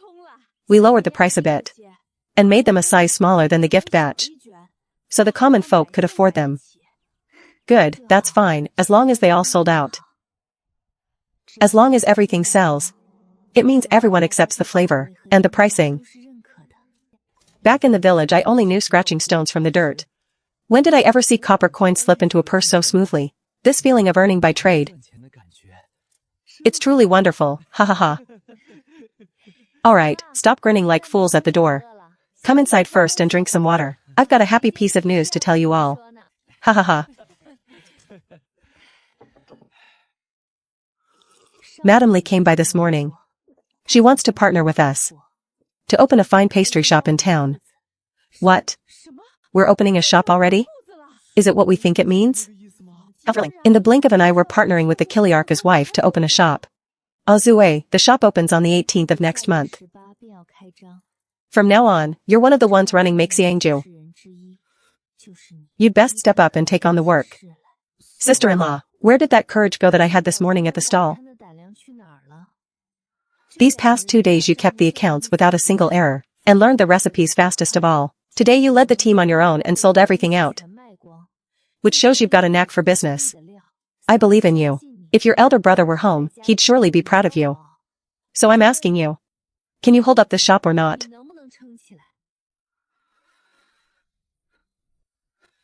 Rest assured, sister-in-law, though I've still got a way to go for the manager's seat. If you trust me, then Bao Lianjuan, I'll throw my whole 100-odd pounds of flesh into the shop. From now on you tend the fields with an easy heart. And I'll guard the business in town with my life. Good lad, you've got spine.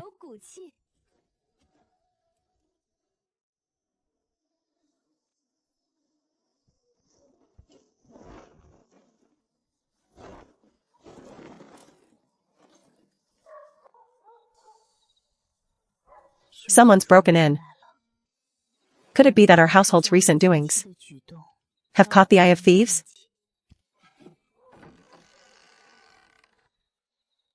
The noise seems to come from the main hall. How brazen. Wife. It's me. I'm home.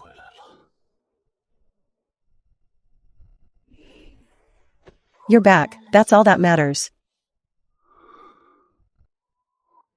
Don't worry, wife.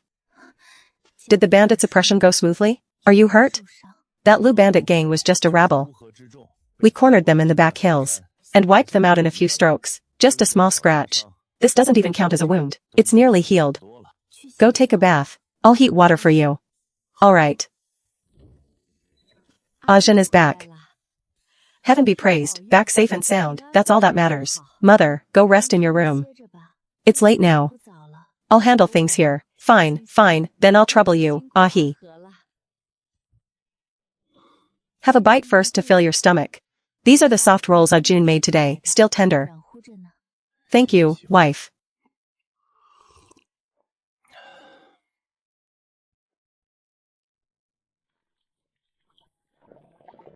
The water's almost ready. Have a good soak and wash off the road.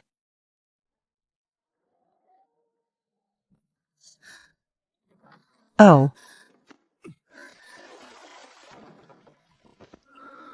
Wife, I've missed you. I've missed you too.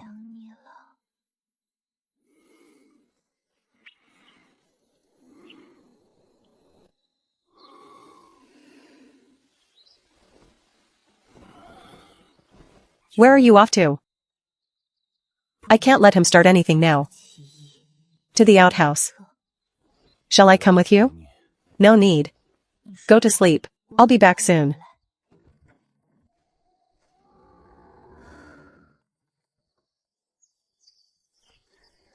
Come here, quiet now. Something's happened at Steward Jang's household. Catch your breath first. So rushed, looks like something really has gone wrong. Why did you take so long? Do you trust me? I do. There's no one more worth trusting than my wife. Then come with me. Where are you going? To Landlord Jang's house in Shanghai town. You've dealt with Landlord Jang's household? When did you talk with them? You might have alerted people. It's fine. They don't know me, and I didn't alert anyone. I only gathered information for you in my own way. I never meant to show myself. So you've got news? I can handle this. Not tomorrow. We have to go right now. All right.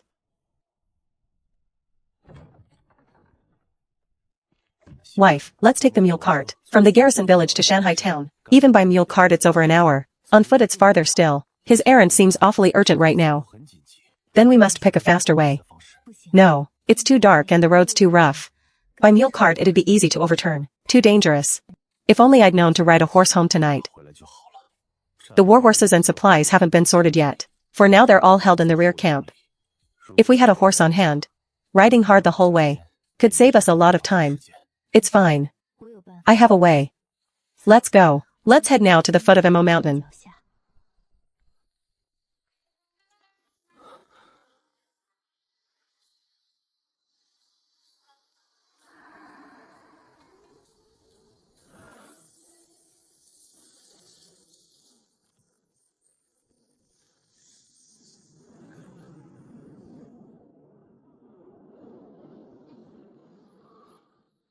Here we go again.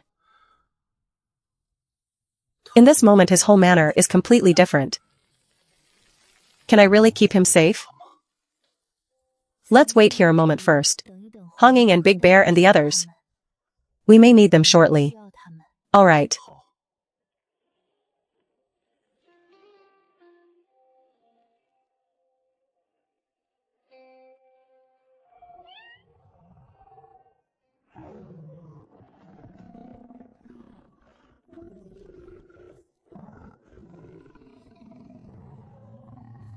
Jen, Big Tiger will carry me. You ride that big wild boar. When we head back, Big Black can carry you too. This Boar King is just right. Good.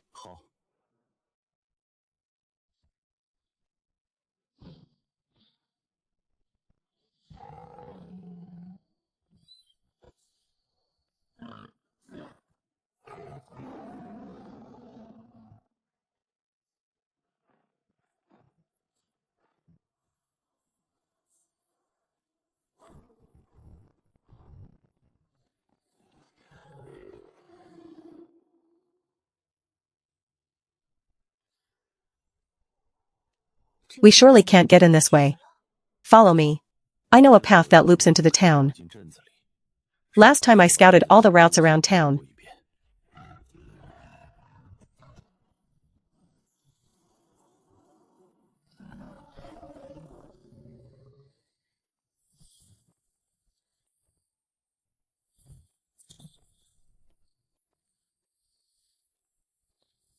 Landlord James Manor is in the east of town.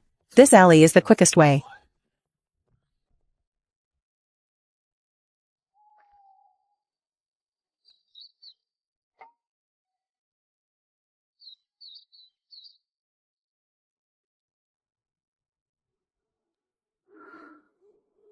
We're headed to the woodshed in the back courtyard.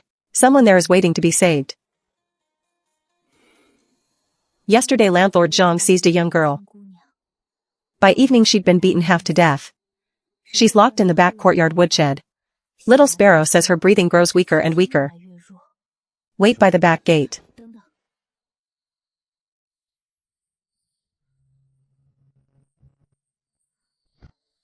That saves trouble.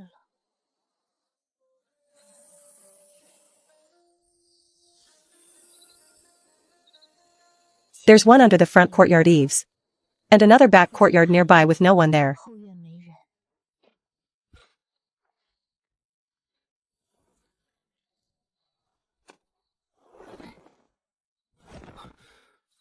The one to the east turned away.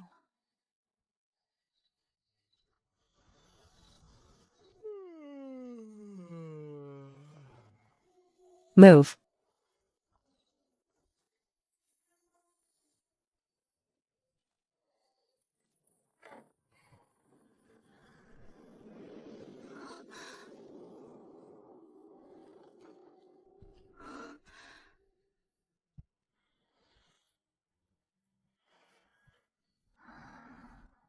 Still alive, but won't last long.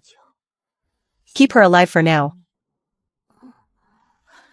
Don't make a sound. We're here to save you. Can you move?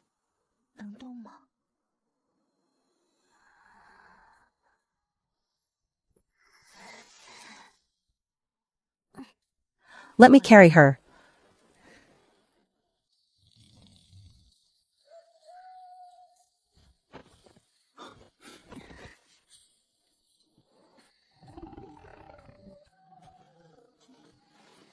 Where do we take her? Back to the village first, to handle the shop business.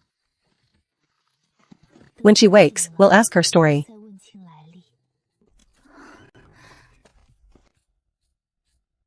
The 30 acres of prime land at the west corner of Moshan village. Most of it was seized by force. Well done. Extra chicken legs tomorrow.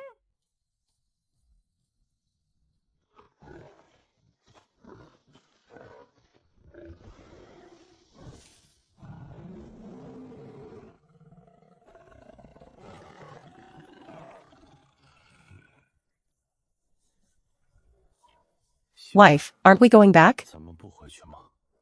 Best not take this girl back with us. By day there are too many prying eyes. At dawn landlord Zhang will surely send men searching. We haven't got the evidence yet, we mustn't tip our hand.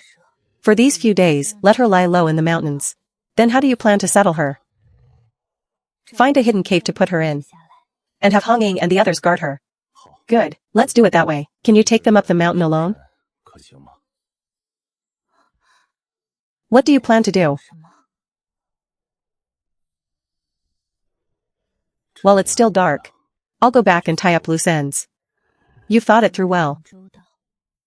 Then go quick and come back quick. Don't worry, I'll be back soon. Then be careful.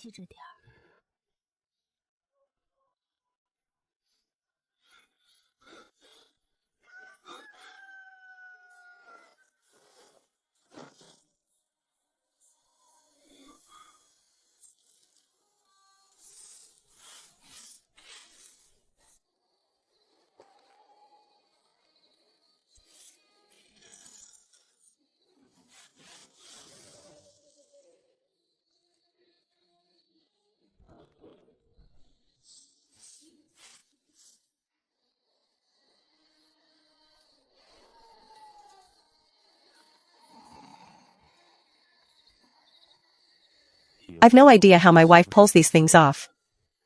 Since I'm already here, I might as well probe the Zhang household's affairs.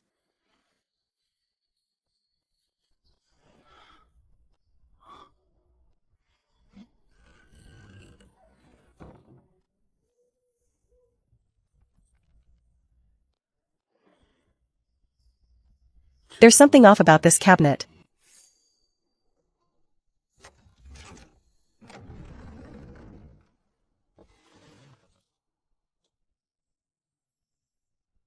There should be something here.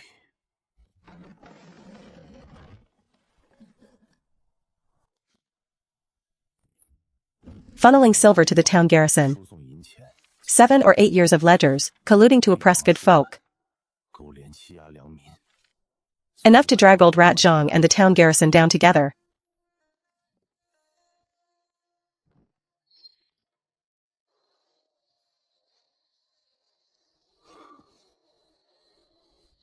The courtyard of the Zhang family's eldest young master. The one who had eyes on my cousin was from this courtyard too.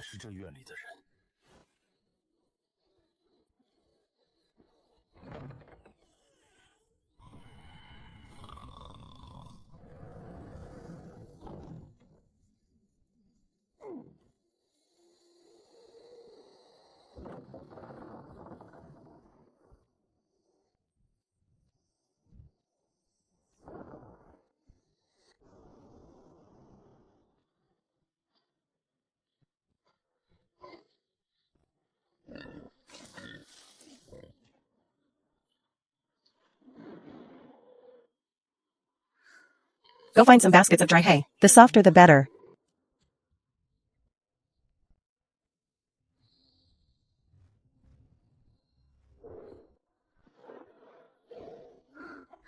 Elder brother, go find some wild fruit nearby.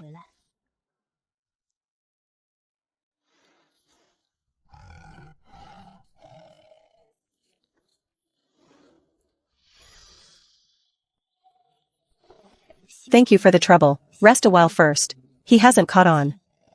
He was obedient the whole way, probably because Big Black and Big Tiger kept him in line. You hold him down at his side. Don't let him thrash about.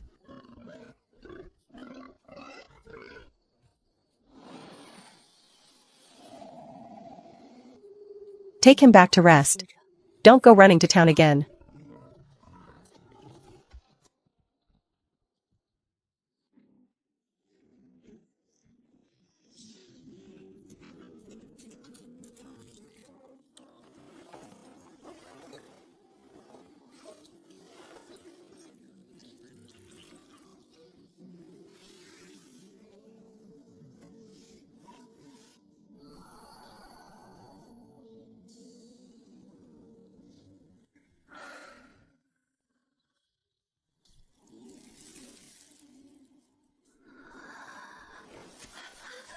Don't move around, your wounds haven't settled yet.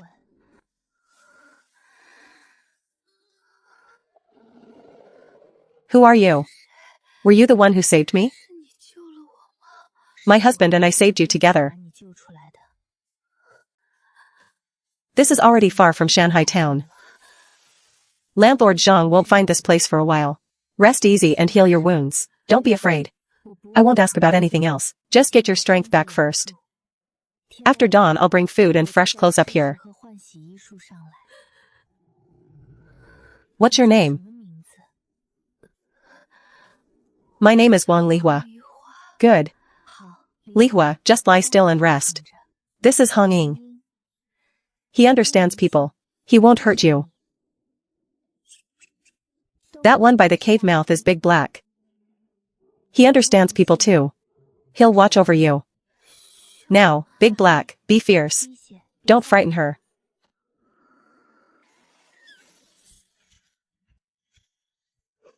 Rest well and don't move around. The food is beside you. Hong Ying and Big Black will guard you.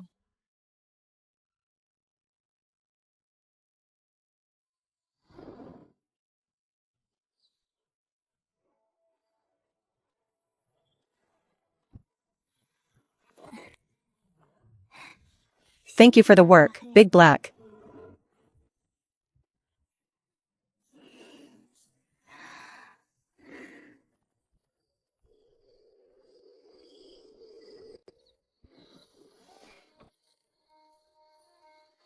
Good thing Mother's not up yet. Otherwise, vanishing in the dead of night would be hard to explain. I won't tell the family about the rescue for now, so they don't worry.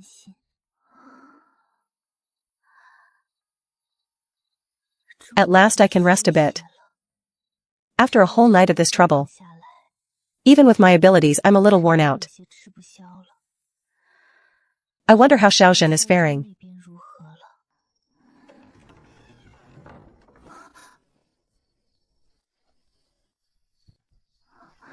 Zhen, it's me. I've gone to report for duty at the camp. Don't fret over the Zhang household. I'll handle it.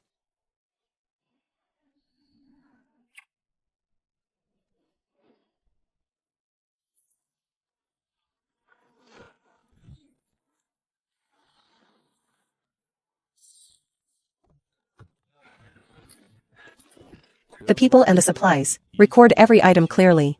The Centurion's roster and wooden tallies are all prepared. Seal them for now and report everything together shortly.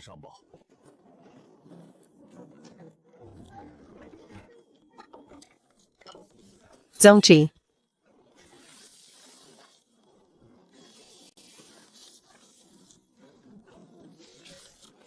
Seal up the terrain map and the confessions together. Chili Arch. The personnel and supplies have been counted and registered. The dozen-odd cartloads of seized goods are sealed outside the garden gate.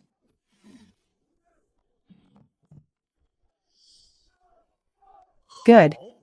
This mission was handled beautifully. This trip you didn't just wipe out the bandits. You also uncovered the mouth of this whole affair. Supplies, confessions, terrain map, not one thing left out. You can fight, investigate, and tie up loose ends. Rare, and never flustered. The camp lacks just such a man who can shoulder things. A squad commander's post can't be judged by seniority alone. It must be judged by who can bear the weight. I intend to make you squad commander. Squad commander. This is no empty title. It's a step up from Centurion. The manpower and military duties carry a different weight. This isn't a casual reward. It's your real merit laid out plain. From now on you must shoulder this duty. Thank you, Chili Arch, for your cultivation. I will keep strictly to military orders, and not fail your trust. Xiaojing rendered merit suppressing the bandits, and handled matters soundly. From this day on, he is promoted to squad commander. I accept the command. Good lad, you really do us proud. Congratulations, Commander Xiao. Thank you all. Congratulations, indeed. On this bandit suppression trip, everyone's convinced. Counted and sealed, the terrain map's all done beautifully. We're truly won over. Hear that? Everyone's convinced by you. Congratulations, Commander Xiao. Thank you, everyone. Ha ha ha. Haha, why him? Congratulations, Commander Xiao. Thank you. We've all served in the army for years. Why does it have to be him? This squad commander's post. I'd had a hope for it too, haha.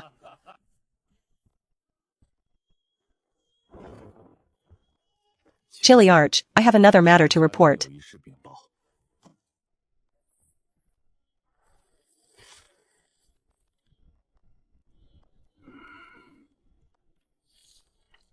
Where did these things come from?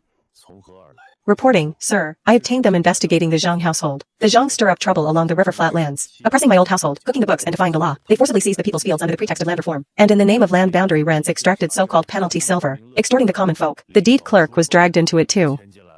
But last night's rescue must not be brought to light. Everything I've reported is laid out in these ledgers and confessions. The Zhangs dared to tamper with and bury the case. Someone in town must be tipping them off and covering for them. If I'd reported through the usual channels in town, the news would likely reach the Zhangs' ears first. Once word leaks out, they'd surely destroy the ledgers, change their story, and move the evidence. So you didn't go to the town first. In order to ask the Chili Arch to step in. Hold the matter down first, either don't move, or strike home in one blow. Give the Zhangs no chance to catch their breath. What they owe here isn't just money. The Zhangs alone may not have the nerve for this. I'll take this matter on. Leave the items with me for now, but it won't go through the Zhangs. I'll find other reliable men to verify it. And the moment we move, we'll crush it at the source. Thank you, Chili Arch. Go back for now. Don't make a fuss about the Zhang affair just yet. At last, someone with real weight has taken it on. The rest, I'll wait for the Chili Arch to act. I wonder if she's come around yet. Head on home first.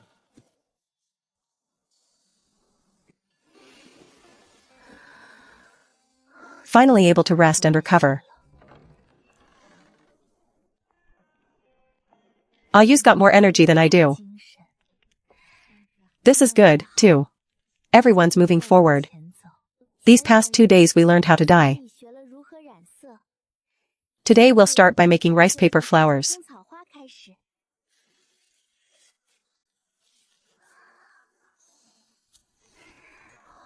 You can properly lead others now.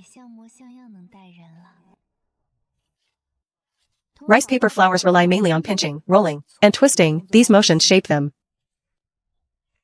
This is so delicate. Are these rice paper flowers hard to make? Rice paper flowers are actually the easiest. The velvet flowers later are more complex. We'll learn it step by step. That we can sit here and learn a craft is already a big step forward. True, let's just start learning. Right, no matter how hard, we'll learn it. If once isn't enough, we'll do it a few more times. No rush, teach it slowly and you'll get there. A skill held in your own hands gives you a way out when trouble comes, and the confidence to stand on your own. The kitchen side hasn't been idle either. We open on the 18th next month. The counter needs at least 8 kinds of noodles. Yu's teaching the craft.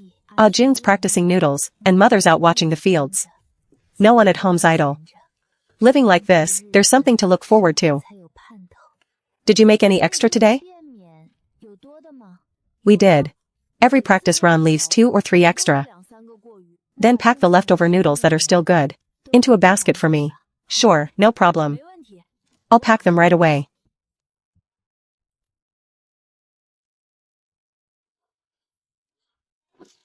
Most of the day's gone by. I wonder how Li was doing. Since we saved her, we can't just leave her in the mountains. I hope nothing's gone wrong on Li Hua's end.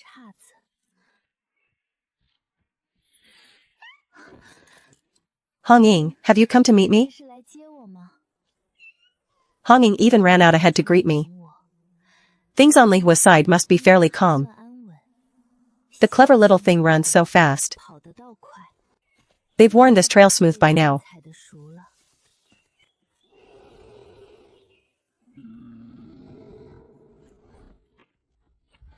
Well done, Big Black, guarding all night. Here, this is your reward.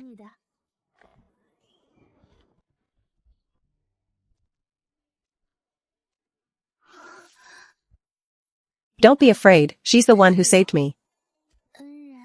You're here. My name is Suhi, 19 this year. You can call me Sister He or Sister Sue. Sister He, I'm 15. I thought she was 16 or 17. Never expected she's only 15. The Zhang father and son are truly worse than beasts to lay hands on so young a girl. Last night I left in too much of a hurry and let that father and son off easy. I'll mark this debt down for now. They must never harm anyone again. You must be hungry, eat something first. I'll change your dressing after. What is this drink? Sweet and tart, wild mountain berries stewed into jam, mixed with water and a bit of honey. I'll redo your bandage now, I'll be gentle. Sister He, your hands are so gentle. Change your clothes, the ones you have on can't be worn anymore. You look a little better now than before. Li Hua, should I send word to your family? No, don't contact them. I don't want to go back. This family may be more twisted than I imagined. Alright, no contact. If you don't want to go back, you don't have to. I won't force you. Thank you, Sister He. If not for you, I'd likely not have kept my life. Stay easy here in the mountains a few days. Once the Zhang matter's settled, you can come down. If you get restless, you can walk around near the cave. But never go too far. It could be dangerous. Big Black and Hong Ying will always watch over you. If anything comes up, tell Hong Ying. He understands. And he knows how to reach me too, Sister He. Go on and see to your business. Don't worry about me. Alright. I'll come see you again tomorrow.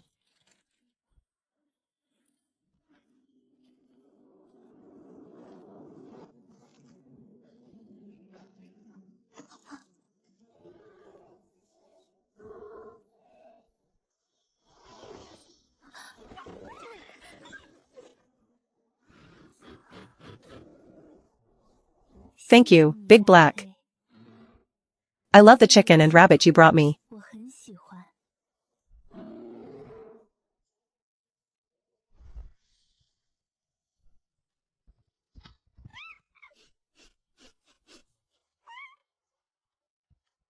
When did this big fellow learn to curry favor? Trying to win my heart and edge hanging out for his place.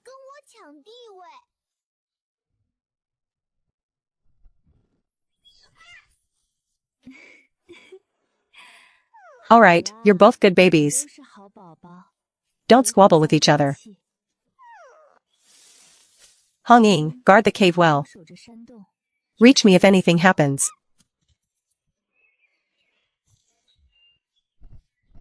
Big Black, take me down the mountain.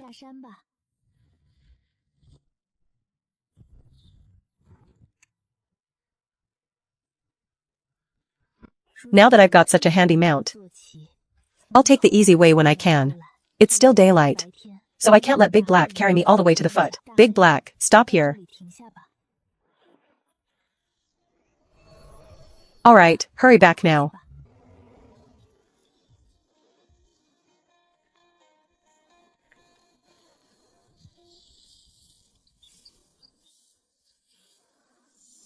They're healthy and strong.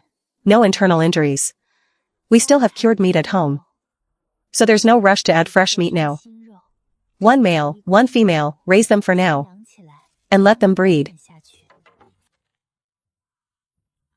This pot of chicken soup, half for Xiaozhen to restore himself when he's back from duty. The other half sent to the clinic. Uncle's recovering well. Maybe he'll come home in a few days. This one's done. Wan Xian, you take a turn. Don't worry, sister-in-law, leave it to me.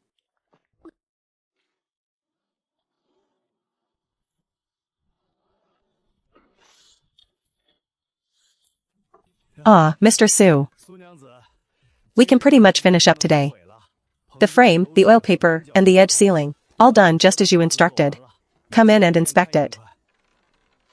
Well done. You've all worked hard these days. Paid our wages, we ought to do the work well. Reinforce the shed door here once more. Cold night air slips in through here most easily. Right, I'll have them tighten it up now. First batch, plant leafy greens and spinach. These two are cold hardy. With short growth cycles, we'll force a first crop in the warm shed. Then stagger in radishes and blanched leeks after. We can't let the shed sit empty through winter. In deep winter there's little fresh greens to eat. If we can produce steadily, we won't lack for food at home. And the rest we sell in town, adding some income for the family.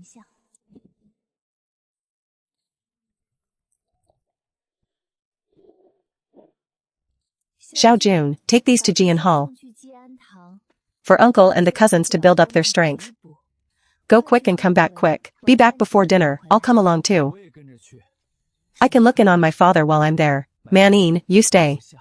Someone has to keep the housework going. The cabbages in the field have headed up tight. The leaves crisp and full of moisture when you break them open. The buckwheat heads hang heavy too. I think we can harvest some already. The potato and sweet potato vines are thriving too. Go take a look tomorrow and see if the cabbage and buckwheat are ready to pull. The potatoes and sweet potatoes can grow a few more days. Tomorrow, check the cabbage and buckwheat first. We can bring those in first and let the rest go 5 or 6 more days. Right, we'll do as you say.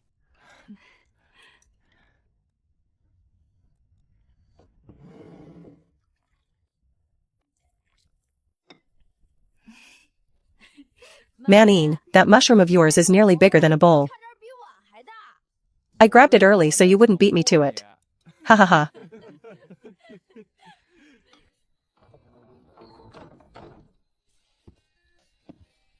I've already reported the Zhang matter to the Chili Arch today.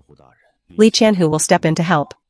Before dawn I made another trip to the Zhang house. I got the ledgers too, and I've already dealt with something.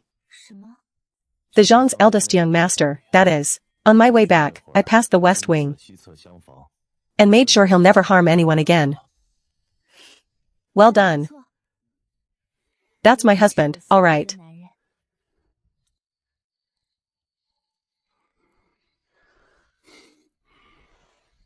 Wife. So, is there a reward?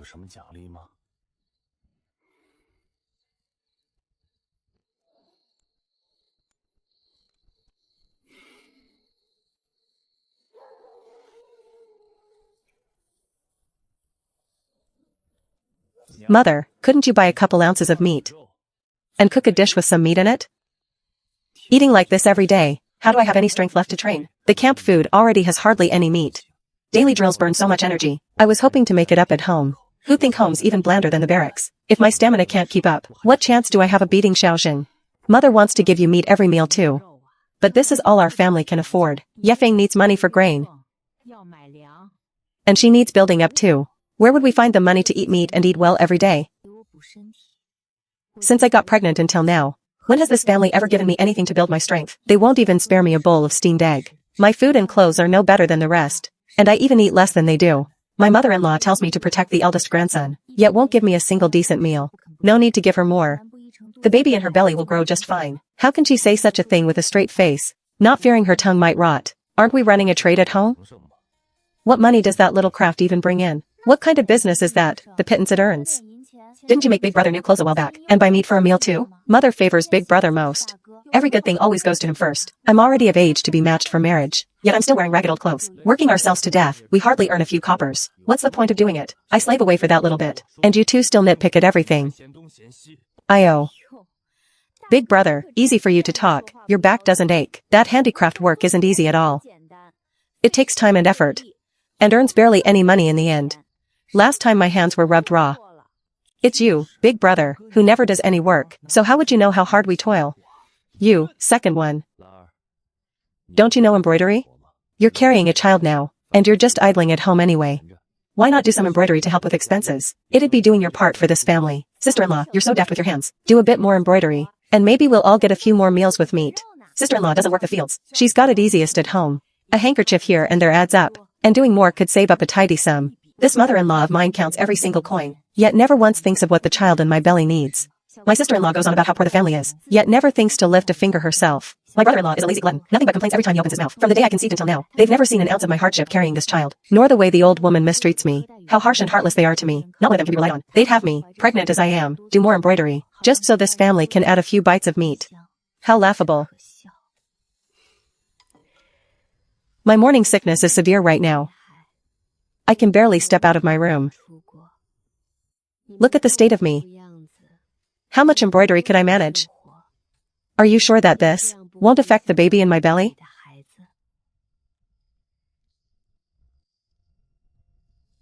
This child is my safest card right now.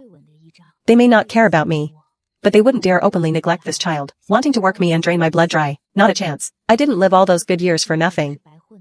I won't really let them treat me like a soft persimmon to squeeze. During this time, I've hurriedly turned out a few embroidered handkerchiefs. The bit of money they fetch barely keeps this whole household. From now on, I can't count on Shinfeng, still less on the Shin family. I can only rely on myself. Suhi said a woman must have money of her own.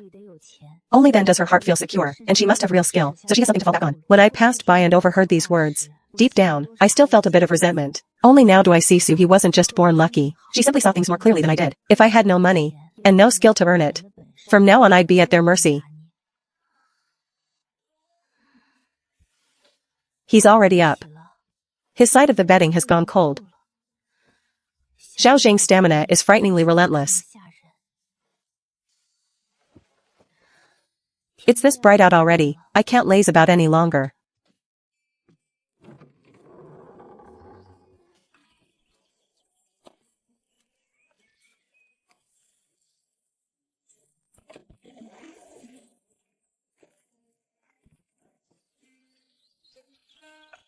Mother's not here, she's probably off to the fields early again.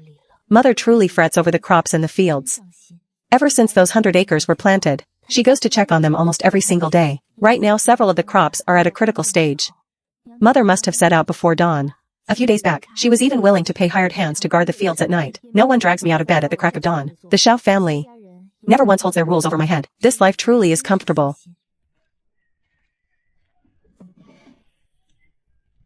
Mother's fixed me a little something special again. The whole household's been busy all morning, yet she still remembered to leave something warm for me. Once things ease up a bit, from now on I'll cook the family a good meal every few days.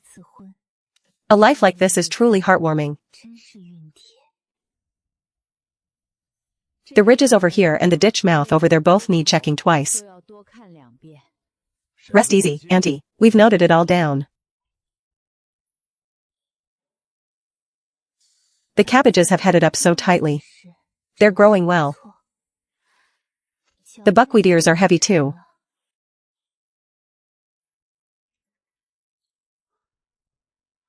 They're plump now. This batch of buckwheat is ready to harvest. Truly ready? Then we must hurry and get folks on it while these 2 days stay fair. And bring in the buckwheat first. You go call the hands, have the sickles and baskets ready. Oh, and the vegetables in the field can be harvested too. As for the potatoes and sweet potatoes, wait another 4 or 5 days. Once the leaf tips yellow a bit more, they'll have soaked up enough goodness, easier to store once dug up then. Alright, we'll do as you say. These sweet potatoes are growing beyond reproach. The final yield surely won't disappoint. Buckwheat and vegetables first. Potatoes and sweet potatoes after. Then the sowing in the greenhouses. The timing staggers just right. One task straight into the next. In this stretch before winter sets in, we'll likely be run off our feet for a good while. Everyone's grain is secured, since we're already out here. We may as well swing by and take a look. Let's see how everyone's sweet potatoes are doing. The sweet potato vines transplanted in mid-September. It's been over a month now. Most of them are growing quite well. The roots are just starting to swell. The tubers underground have begun to grow. Planted a touch late. It hasn't hurt this batch's growth all the same. Madam Sue, have you come to look at the sweet potatoes in our fields? How are the ones we planted coming along? Madam Sue, come take a look for me. Yes, let me see. Jiao Shen, yours are planted well. The vines are sturdy. No problems at all. Really? That's wonderful. Ahi, come check my transplanted sweet potatoes for me. I always feel they're not growing as well as the others. Alright, let me have a look.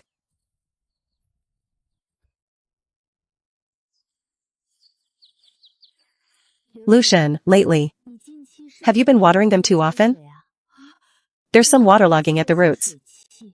I only watered once these past few days. I worried the field was short on water, so a few days back I made a point of giving it a good soaking. What, mother, you came to water the field too? I came and watered it last night as well, and I watered it the time before that. Aya, why didn't any of you say a word? You come water the field yourselves, and none of you even look at the soil first? Fine, mother's right about everything. How would I dare argue? It's no big problem. Dig the furrow here a little deeper. So the water can drain. Hurry now, dig that furrow deeper. These vines are a bit thin. The roots haven't taken firm hold yet. Just bank some soil up around the roots and it'll be fine. All in all, you've planted them too densely. The vines shade each other, but the airflow's decent. Tend to them well. When harvest comes, there should be a good crop. Cutting, binding, hauling, and drying these few acres of buckwheat will take 5 or 6 days at the very least. In another 4 or 5 days the potatoes and sweet potatoes come up too. That's a truly massive undertaking. We'll hire on more hands. Work both ends at once so nothing falls behind. Alright, first thing tomorrow we start. Move quick and sharp. Aim to clear the buckwheat and vegetables within 3 days. Alright, understood, Xiaoshenzi. Days with grain in store are truly good.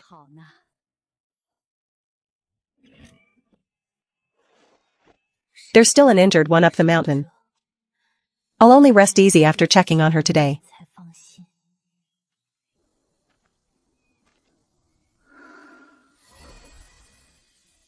They should recognize this scent.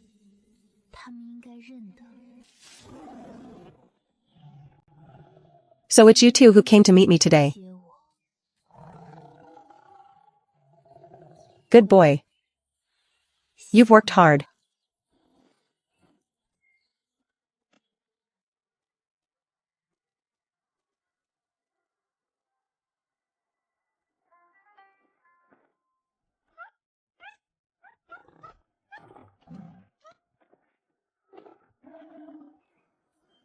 Seems you've kept good watch here. Easy now, don't knock the basket.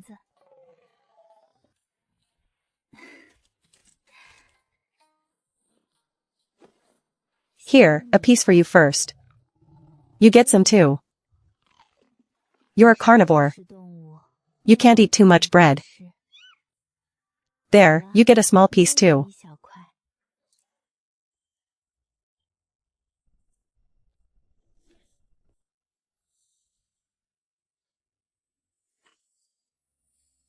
How did you sleep last night? Well enough, steadier than the night before. Has the wound worsened at all? No, it just still aches a bit. No worse than yesterday.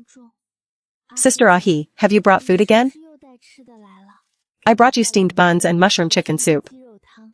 Eat something warm first, Sister Ahi. I haven't even finished what you brought yesterday. Your household has its own living to make. I can't keep draining your supplies. The food I bring is meant for you to eat.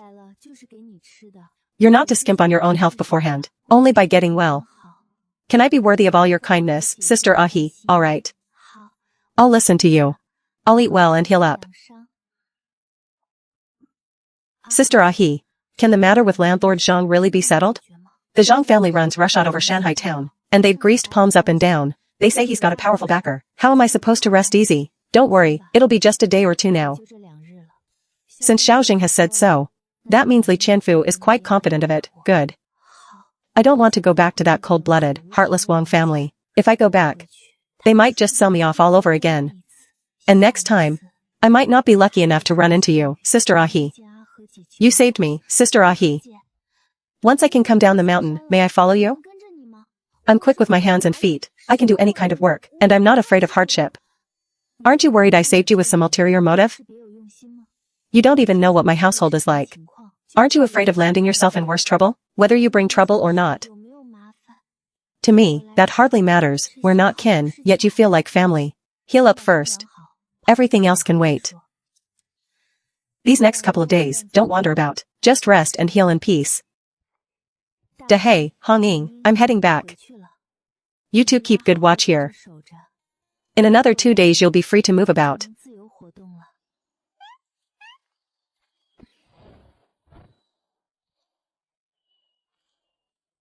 Lately, maybe I should have Ajun and the others set aside the work they've got in hand and go help out in the fields. Bringing in over 100 acres bit by bit will keep us busy the better part of a month at the least. We can hire hands for the harvesting, but the binding and hauling, the drying and sorting still need our own family to oversee. If no one takes it over afterward, and it rots piled in the field, that's a real loss. No problem, we were thinking the very same thing. Yes, we can help with the work too. Auntie's family helped us through our hardest times, and passed on 2 crafts to us besides. Our end can be set aside a few days without stopping. You carry on with what you should be doing. The Qianhu's wife's shop is already under renovation. It's a mere 20-odd days till it opens. You too, the field work. There's no need for 2 young girls to strain over it. Sister-in-law knows you want to do your part for the family. That heart is a good one. You go help half a day in the fields. In that time, how many videos could you have made? How much money could you have earned? With that money, how many hands could we hire? Which is the better bargain? Sister-in-law, I see my mistake. I didn't think it through. Next time, before I decide, I'll weigh things carefully. Sister-in-law, I'll be sure to think things over more when they come up too. No rash moves. Lao Lu and them said as much too. That they'd come back to help when the harvest comes in. They've eaten plenty of your cooking day to day. You needn't hold back on their account. Just put them to work. Those few have strength to spare. Alright then, since you put it that way. We'll cook them lunch when the time comes. They'll be thrilled to bits. Just for a meal from you. They'd probably wish they had a few more days of farm work. Ha ha ha ha. So how many people are we hiring for the fields and all? First we bring in the buckwheat and vegetables, then the potatoes and sweet potatoes, then the chilies and the rice. We'll pitch in ourselves, but we can't run our own family into the ground, so we hire another 20. Together with the long-term hands, scraping together 30 in all to bring the harvest in sooner. Alright, tomorrow I'll go find the villagers who came to help before. I've looked over the wheat and the vegetable plots. Over there, the long-term hands and the folks hired today can start the harvest first, then it's settled. These next 2 weeks will be the busiest stretch our household has seen. It'll be hard work for everyone. Each to their own task. No need to scramble for what you're not good at. Doing well what's in your own hands is the greatest help you can give this family. Once the season's crops are all in the granary, we'll have ourselves a fine feast. Good. Then it's agreed. When winter comes we'll celebrate properly.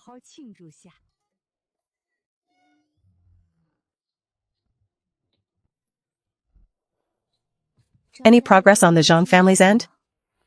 And these things, how do you want them handled? Keep these for yourself.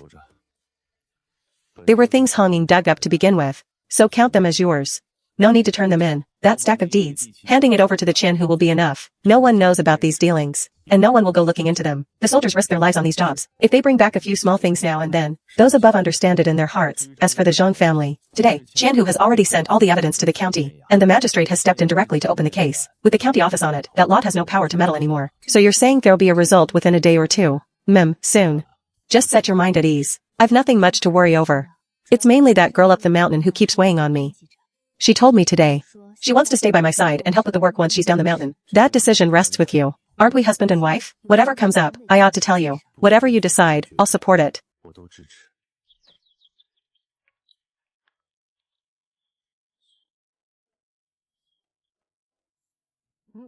Who's here this early?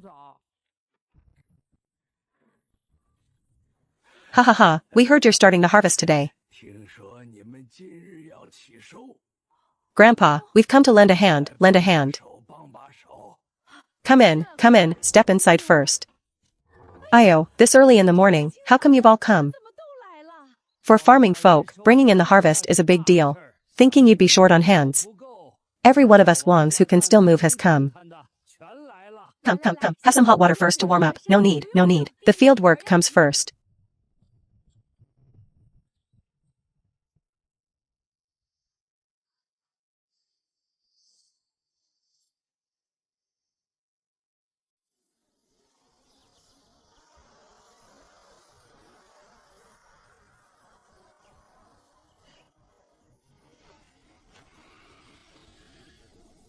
Let's get to it.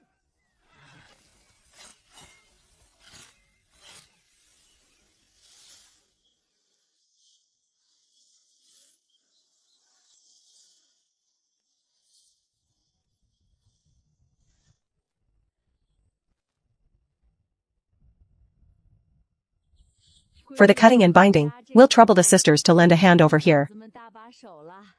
Leave this to us, we won't hold things up, guaranteed.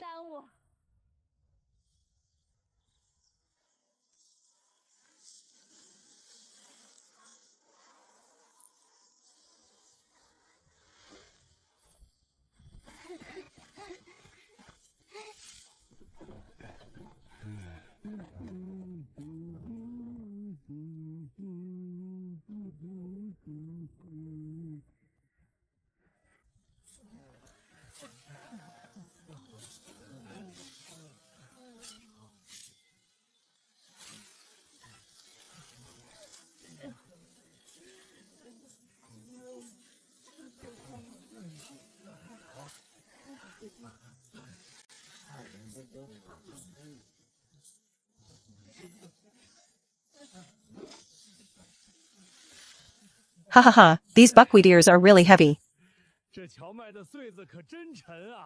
Aren't they just, look at these grains, plump as gems. Hard to find even one that's flat, ha.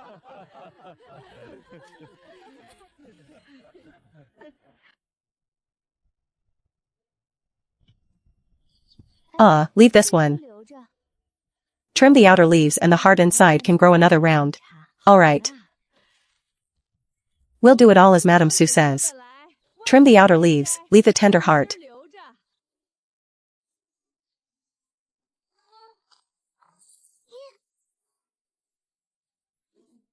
This one's big, this one's the biggest, humph. My radish here is the biggest one. Slow down, don't trample the rose, ha.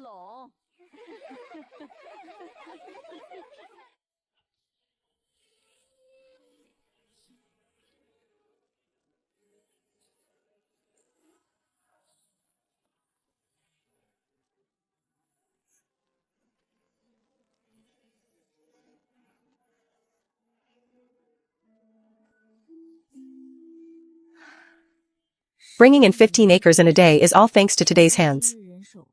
Harvesting is only the first step. The buckwheat still has to dry for 3 to 5 days. Once dried through and threshed, the grains need drying another day or two to draw out the moisture, then sifted to clear out the chaff. That middle step, if the buckwheat molds, add more drying. These few days, sort the vegetables first. The vegetables that go into brine use up the most salt. Save me some beans. I'll head back first to get dinner started. Can't let everyone go home hungry.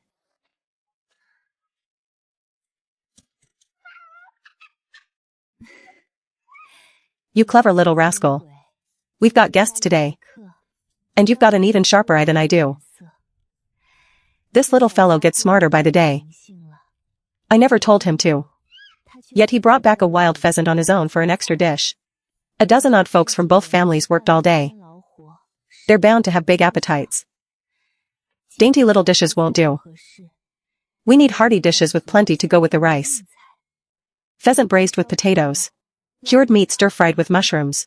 Air-dried rabbit into the steamer. Plus a few vegetable dishes, soup, and staples.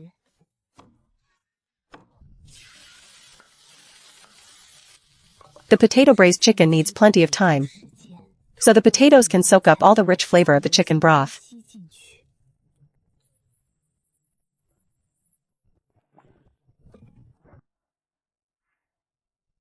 Guisheng, looking at this buckwheat. It's a good deal heavier than the wheat we usually grow. Have you all worked out the yield? Ahe made an estimate before. But we haven't actually weighed it, so I can't say for sure. Then I'll have the village head and clerk tally it up right now. Yes, let's count it out properly.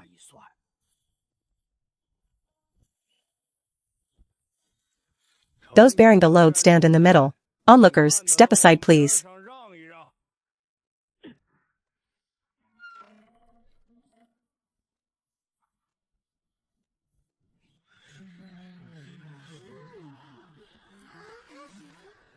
Village head, come take a look at these figures. 12 acres of buckwheat. A total yield of roughly 38 to 40 tons. What? 12 acres can reach as much as 40 tons? Rumen, you didn't miscalculate, did you? How could I possibly miscalculate? The figures are right here. If you don't believe me, count them yourselves. Wonderful, the grain supply for our frontier is saved. Just a few days ago, I was still fretting over grain for the villagers. Now everything's fine. It's just as Madame Sue said. A yield of 40 tons, is it really true? I've farmed for 30 years and never seen a yield like this. Madame Sue, you really know how to pick seeds. Plump grains, thin skins. The flour yield is likely high too. Everyone, listen up. Just look at the Xiao family's buckwheat yield this year. I'll report it truthfully to the higher-ups, and record it in the farming register. Xiaoxing's mother, will there be any of this buckwheat seed left over later? Mayahe said. All the buckwheat harvested this year will be kept as seed, and shared out with everyone when the time comes. Madame Sue is generous.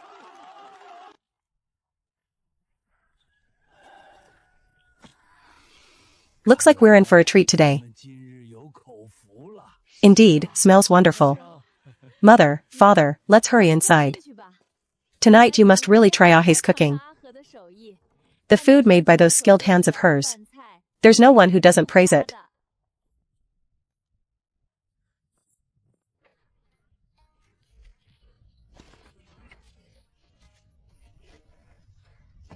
Come, wipe your hands. All right. This aroma has the greedy worm in this old woman's belly. About ready to stage a revolt.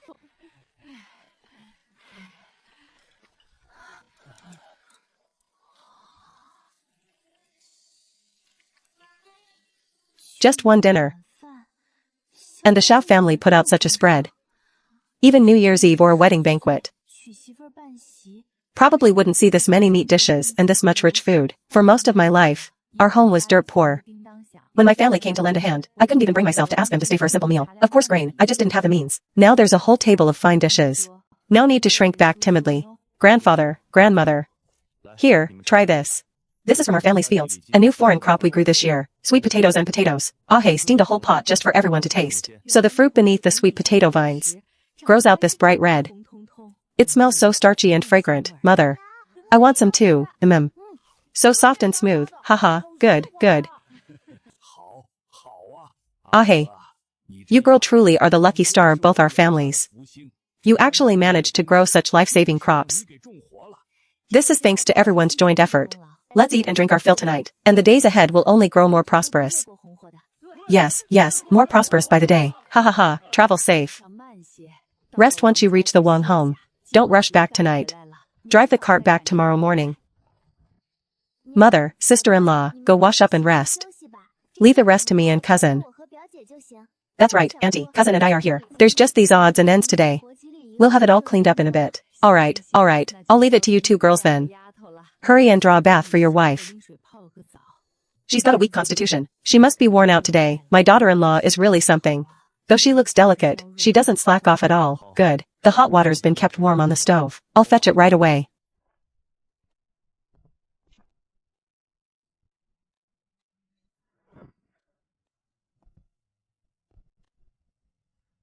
The things on the table. Have you looked at them? I took a look. They're the reward for this bandit campaign. My wife is truly clever. Nothing gets past you. For my service in this bandit campaign, the Qianhu, in the war tent today, has officially promoted me to Bazong. These 2 sacks are supplies handed down from above. One holds 2 whole pelts. They look very warm to me. Perfect for cutting you a cloak this winter. Or making a scarf. The other holds some fine dried meat rations.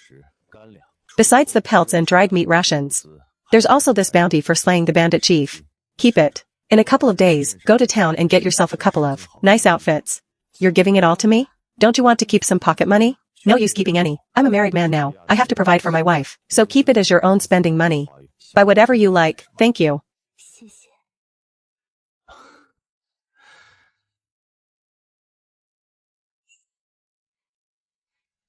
The Qian who quietly let slip that there's movement on the Zhang family matter. The magistrate acted very fast and has already dispatched constables to arrest every member of the Zhang family. With witnesses and evidence all in hand, the verdict should come within a couple of days, and the official notice will be posted. That's wonderful. Once the result comes out in a day or two, I can go up the mountain to tell Li Hua's grandfather the good news. So they can rest easy too. The Zhang family got just what they deserved.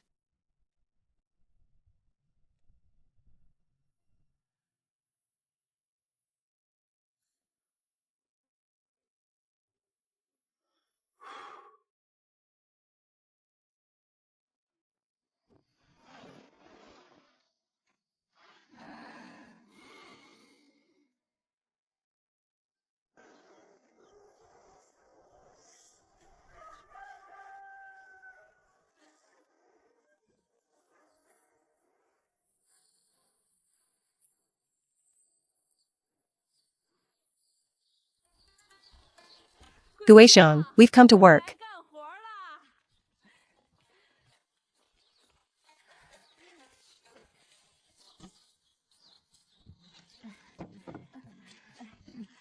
Perfect timing. Let's start with this big patch of vegetables in the front yard. Haha. Everything outside is arranged, so let's not delay here at home. Everyone, get to work on your own tasks. Anyway, a strapping young man like me is just idling around. Might as well find some real work to do.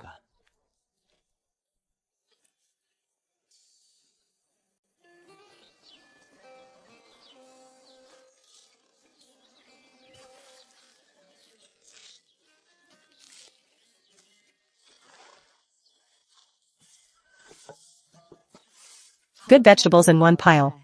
Wilted leaves kept separate, never mix them together.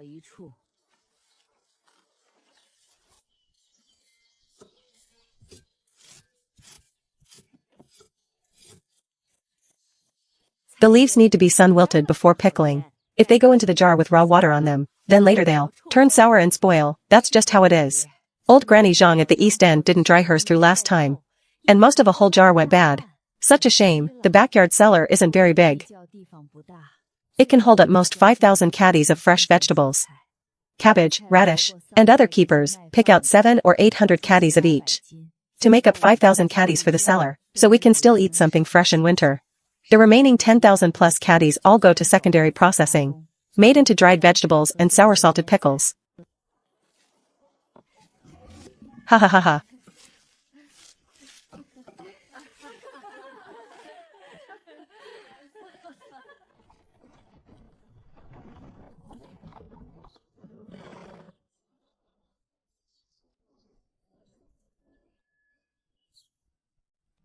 Whoa, so many jars. Now we're all set. Everyone be careful. Move the jars and clay urns down first, don't chip them. The pickling jars all have to be scalded hard with boiling water. Just rinsing once won't do. Remember, the jars must be dried out completely. One drop of raw water and the whole jar of vegetables spoils. Yesterday we were too busy with the harvest, and had no time for Li Hua up the mountain. Yesterday I could only ask Honging to send some coarse grain, steamed buns and bread up the mountain. Today I'll bring Li Hua down the mountain. She's just an ordinary girl, and staying long in the mountains isn't right.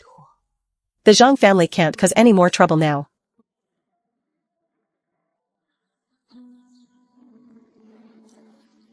I'm here.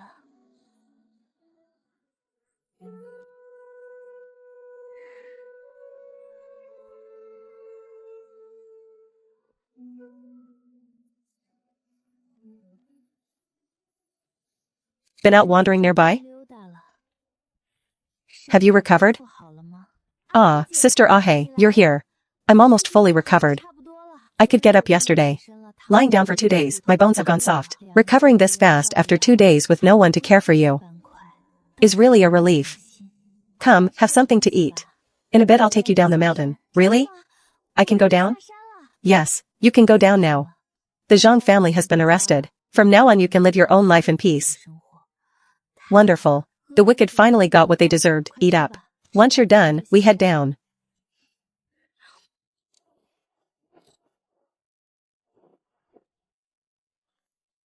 Li Hua seems pure at heart, but we haven't spent much time together. I can't rashly reveal my own secrets. The night raid on the Zhang family that night, few people know of it. The fewer who know, the better. We'll say she escaped when the Zhang family was arrested, with nowhere to go, hid deep in the mountains. And I happened to come across her, a young girl. Living alone in the mountains is too dangerous. Mother is kind-hearted and will surely take pity on her. The Xiao family has no spare room. She'll stay at my family's place for now. Once the shop opens later, we'll have her work at the pastry shop. Her name is Wang Lihua. She escaped yesterday when the Zhang family was taken, and with nowhere to go, hid deep in the mountains. It just so happened today. I ran into her and saw she wasn't well. That damned Zhang family is utterly heartless. If Ah He hadn't stepped in, Manchi might well have fallen into the Zhang family's hands too. Mother, since Lihua has nowhere to go, let her work at the pastry shop in town, so she can support herself. That's a good idea. Girl, you're fated to be with our family. To outsiders, we'll say you're my niece from my side. Thank you, Auntie, for your kindness in taking me in. By the Wang family's generational ranking, you should call me Auntie, just as Manchi and the others do. Yes, Auntie. From now on Lihua is my niece from my side of the family. You all look after her.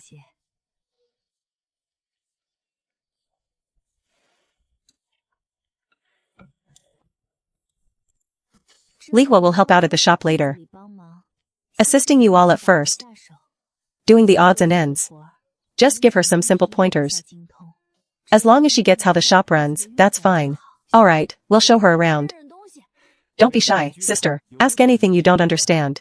We're easy to get along with. Thank you, second brother.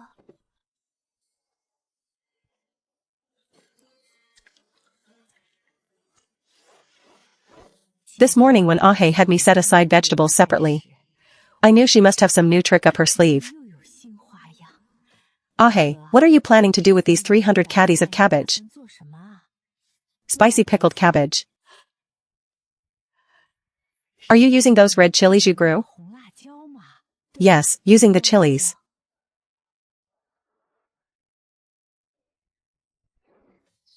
The pickling process is roughly the same, just with some different ingredients. It's a change of flavor. Mother, if you're interested you can learn along too. Of course I'll learn. Thank you, Ah He. I'm happy to learn whatever you teach me. Once made, this spicy cabbage is sour, sweet and crisp. Most appetizing with hot rice.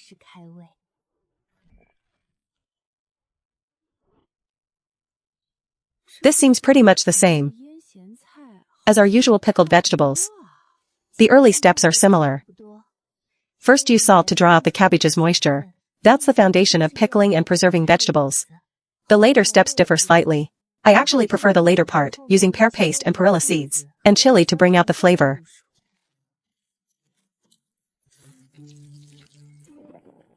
Oh my, this aroma. It's so enticing. The fragrance of this spicy cabbage all lies in this seasoning.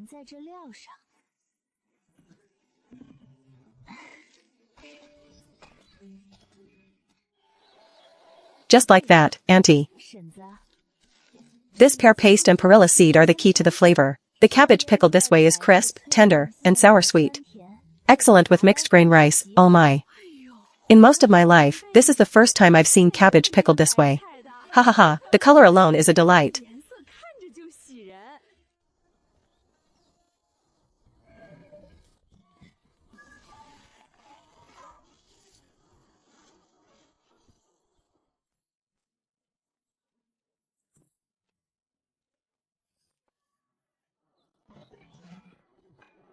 Ha ha ha.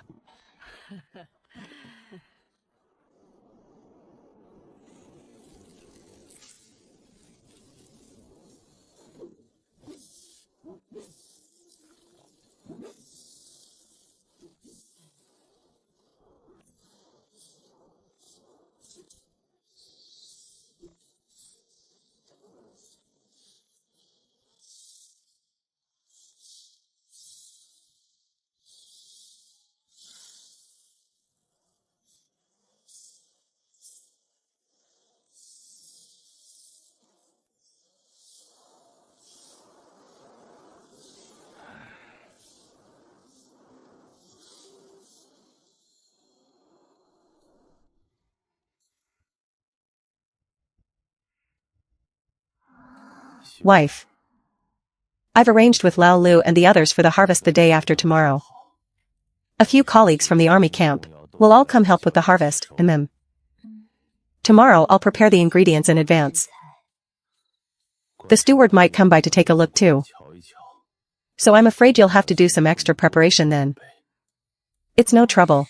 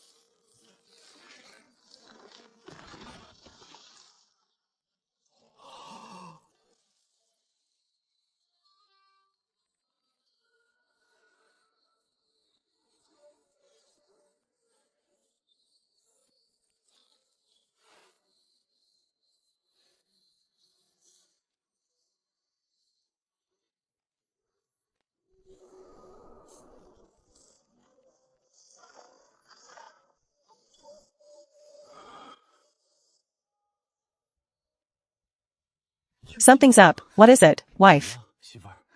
Go wake Ajuin first. And have him rouse the village head. Call more people to gather straight at the sweet potato field, alright.